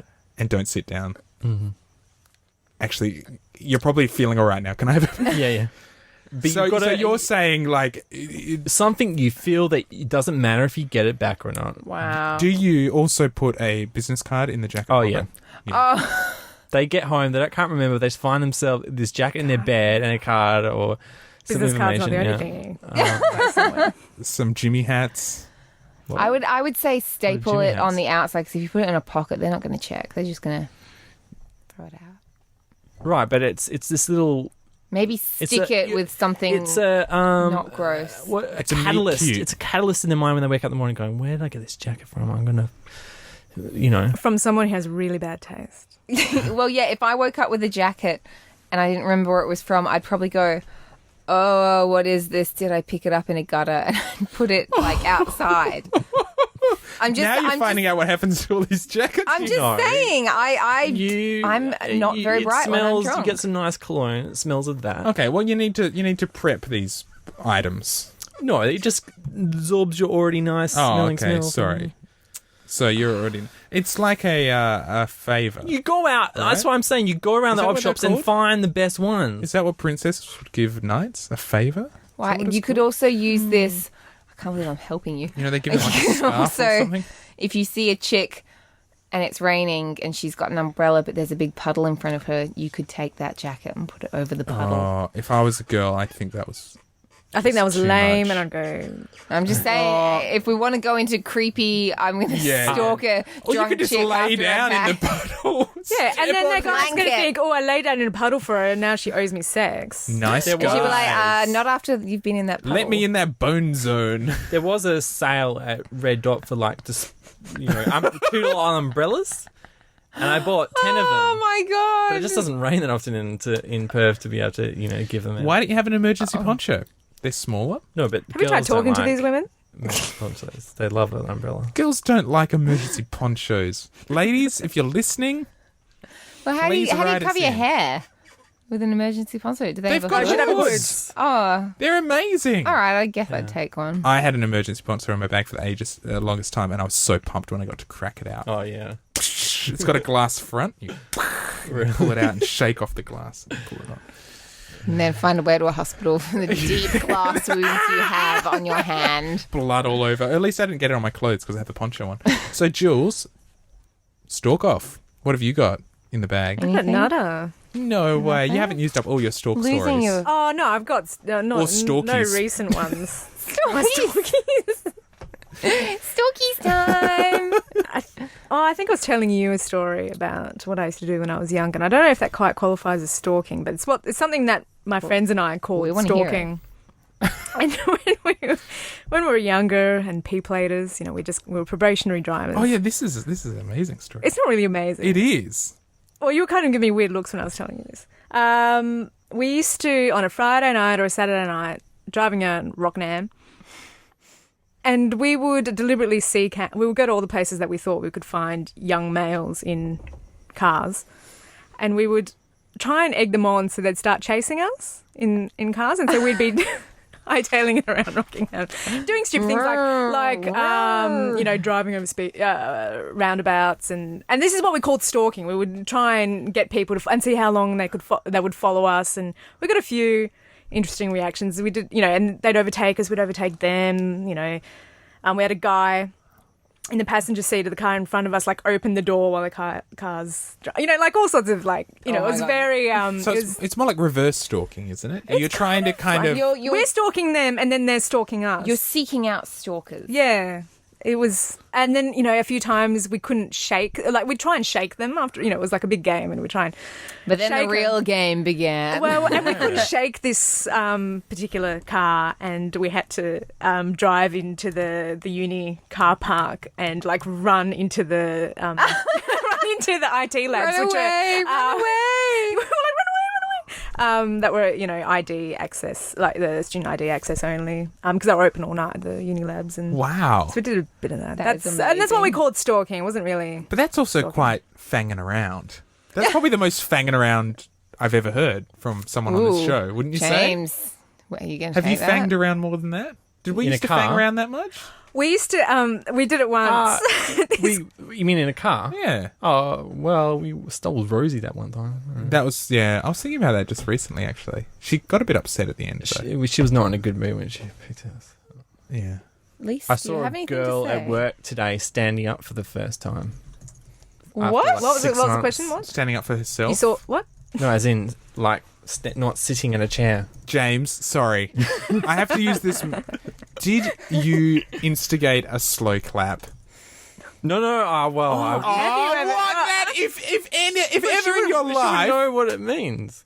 She would just think you were even Since weirder when than... have you cared about what other people think?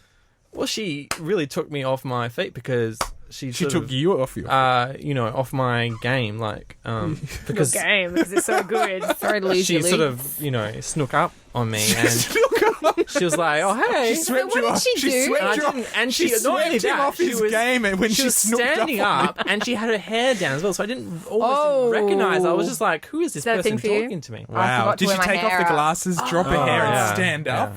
Yeah. Wait, so There's, she... Can't believe you this didn't- is one girl at you had work to turn which away I. quickly. This is one girl at work which I.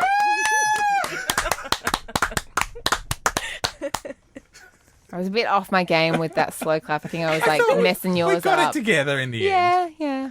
Sorry. This is one girl at work that Who you I will marry never- one day. No, for he'll the just stalk first her at a wedding. one 3 day. months that I was working there, I only saw the back of her head, and she had the most, Amazing hair. most Oh my amazing hair, God. and so I had the And you biggest crush on fantasize her. about what the face... And then one day I saw the face, and I was just like, "Oh, the magic's ruined." And she was very pretty, but it wasn't builds what up you in were your head, you know? expecting. Oh, okay. It just you mean builds the up over time, possibility. yeah. You liked the enigma. Yeah. She didn't look like a person that would like people like me. Oh. It's a bit judgmental. I know. Maybe she turned around and saw you and You don't thought, know this people. You have to be superficial. You could just talk to him. Yeah, It's none of my business. Is what these women are none of my business. I'm not allowed to talk. I'm of a lower wing. You're a minion. I have a failed stalking story. Ooh. In that it's really not cool at all. I was trying to stalk potential housemates, and I got all I got was a name of one of them, and so I thought, oh yeah, I'll find this person. They've got a pretty, not distinctive name, but not a common name. It's like, surely I've not got more than 5 mutual, like friends who share mutual friends with someone called this. And I kept clicking on these things to check if I could get an idea of whether this was the guy. And I pressed add as friend. And then I freaked out and went to press don't add as friend. But it turns out when that happens. my phone glitched the first time, and so the initial like add as friend never actually went through. So when I went to unadd as a friend, You add- that was added. the first ad, and it went on like that. About 4 times that happened. So I kept adding, unadding, I don't know if they unadding. changed it now, but they used to have the subscribe button next to the add friend. So some people that were sort of semi-famous, like, you want to subscribe to, like on Twitter, just follow their post. Yeah. But then you click add friend, you feel like, oh god, they're going to think I'm just some loser who thinks he can be friends with me. Like, but yeah. Well, yeah. But the worst thing is Instagram, right? Because you stalk people on Instagram. If you double tap a photo, it likes it. Yep. Oh, that's I've- confusing. Yeah, so I've accidentally liked people that I'm like, I don't want them to know I was looking at this. That's why I photo. don't stalk people anymore that I don't like, because I don't want to make a mistake like that. I've never have. Yeah. I never want to make a mistake like that and give them the satisfaction of knowing I was checking there. Yeah, I don't like it. That's one of the things I don't also- like about Instagram. It's also not healthy. I also don't like how It's you what can't you don't click like. someone's profile pic and make it bigger. Yeah, that's so annoying. confusing. It's such a Like, simple you thing. look at all these photos. You click any of them to look at it bigger, I was like, oh no, it's just a bunch of pictures no, of what have I done? cats and their meals. and it's like, Wow, what that's picture who have I'm they friends put up with. of themselves? I can't see it bigger. Yeah. No, that drives me nuts. Stupid. I also don't understand people who are private on Instagram. It's not really one of those. Oh, what's worse is Respect my Twitter. It's just like, privacy. if you're private on Twitter, you shouldn't even be on there. Yeah, I don't see the point. That's what Facebook's for. Yeah, it's not Facebook. If question of the week, Campbell, you wrote, if you could live in any TV show, which one would it be? Haven't we already done that? No. Are you kidding? We may have discussed it, but you've never been a question of the week. If you could be, if you could be in any TV show, which one would it be? Mysterious Cities of Gold. It was a Japanese show. Thought it was. Was it a collaborative? Yeah, it was like French, Japanese, and it was Japanese French animated series. Showed a lot when I was young on ABC TV, and was just this amazing kind of story of this young Spanish guy, Esteban, who travels to the New World in search of the lost cities of gold. And so there's lots of, basically it's Indiana Jones for kids. And when I was doing archaeology at uni, there was a discussion of shows that we used to watch as kids, and we all watched this show. So this was kind of solely responsible for me becoming, at least enrolling in archaeology. It was just great. Just adventure, kids. I wanted to be that. But yeah, I would be in that show. Cool. James? Just looking at my Facebook likes. Oh, okay. I think Ulysses 31 might have been a part of the same sort of like development program. Like a French-Japanese production animation around about the same time. Ulysses 31 was pretty amazing. I haven't seen Mysterious Cities of Gold, although I've heard that's incredible. Yeah, you should totally watch it. Oh, and the soundtrack is great. Mm. And just, all those mysterious cities, the whole Inca, Maya... What, alien astronaut thing? I think there may... Look, I haven't rewatched it. I find it difficult going back to shows that I watched when I was a kid. I watched a lot of Astro Boy when I was younger, and I have a lot of Astro Boy paraphernalia. Have I watched it since? No, I can't go back. Don't touch it. I'm not going to go back. So, yeah. It's best as a sweet, sweet memory. Some things, you just can't go back to. James, what TV show would you be in? Is it Girls? No. Oh, only if she got better hair, right? Yeah. Come back when you got better hair. Come back when you've got better hair. Can you put that in a script? What? Sorry, I thought I could smell it. Write that line. Smell in the nice script somewhere. Yeah, can you drop that in a script somewhere? Come back when you got better hair. Maybe. You know what? This sounds awful. I have to admit it because it's on Fangin' Around and it stemmed from Fangin' Around. Every once in a while, your voice pops into my head, James, as something you said a few months ago. You said, pumping all the babes. And every once in a while, I just hear your voice saying, yeah, well, he's pumping all the babes. Is that your tagline? I don't... What was his show? What has he decided is his show? Or are we off that topic? No, haven't it's a just different answered. topic. James... Yeah, I don't know. I can't remember. We'd have to go back and listen through. I don't know why you said it, but you said... Something, pumping all the babes. Yeah, that's something I say. Yeah, and Was it part of his courting corner? It was his just the pickup most lines? ridiculous thing, and I think we all shrieked with ridiculousness. And it, I think it just I think stuck it was. in my Is it the head. guy? The guy who is dating the girl from Ed's brother in Modern Family. Guys, So dating he- the what? girl from Right. Ed's There's brother. a gay couple, and there's Yeah. a guy that's not the brother. Yeah, Yeah. the bigger one. I was going to say. Well, he is. One of the Yeah. You were small saying ones. Yeah, He's he's, pumping I think all the I babes. think I said he's all pumping all the babes. Yeah. Isn't he Maybe. dating Charlize Theron? Yeah, I think so. I think yeah. that was a rumor. I don't think he's actually No, but dating it her. wasn't. And before he was dating like Mila Kunis. Or something. He wasn't. He's had a I'm string looking of. this He's never up. been. He's He's had never a string dated of Mila illustrious girlfriends. You mean he's been... pumping all the babes? I often think about Stone Mason. The characters. a character? Yeah, that you came up with. Stone Mason, that's right. Yeah, That kind of the guy- semi... Is that two names? grindhouse. Yeah. Stone. you just like drive by in a car and like down the Boncaster, and all the girls' dress would just fly up as he would go fast. That's right. And we were like, well, we should make a movie of us. Was like, well, how could you ever beat the intro where he just drives off and all the girls? That would just be it. That would just be the movie. What TV show would you be in? So not Girls. No. Sex in the City. I was thinking I've got Baba listed in my favourite TV. I love that. Would you be a human? What would you be in that Yeah, show? because a human, you come along and visit the elephant city. I and- think be human was scary. boring. She was like, well, I would be a more interesting human. whatever. It'd be really scary visiting a kingdom of elephants Yeah. being attacked by rhinos all the time. Yeah. I always chimps. thought about like rescue rangers, Chip and Dale. Oh, yeah. That'd be kind of cool. Like, you know, you live in a tree house and you have a blimp and you fly around and you solve crimes and stuff. I used to have a Chip and Dale watch from Disneyland. Um, Don't know where it is. but yeah, Not Californication. Yeah. Or Black Books. Would be kinda Oh, Black Books. I hate Black Books cool. so I know much. you hate Black Books. Hate it. You wouldn't want to work at that book. No, I wouldn't want anything to do with that. Anything. Okay. I hate it so much. I don't get why people think it's funny. What show? Black Books. It had its has- moments. Yeah, it definitely. No, had its red moments. wine's not funny. It is when you're not Irish. funny. And you say things that nobody can understand. Yeah. So what was everyone's list? Have you answered? I haven't answered, Nat. What TV show would you be in?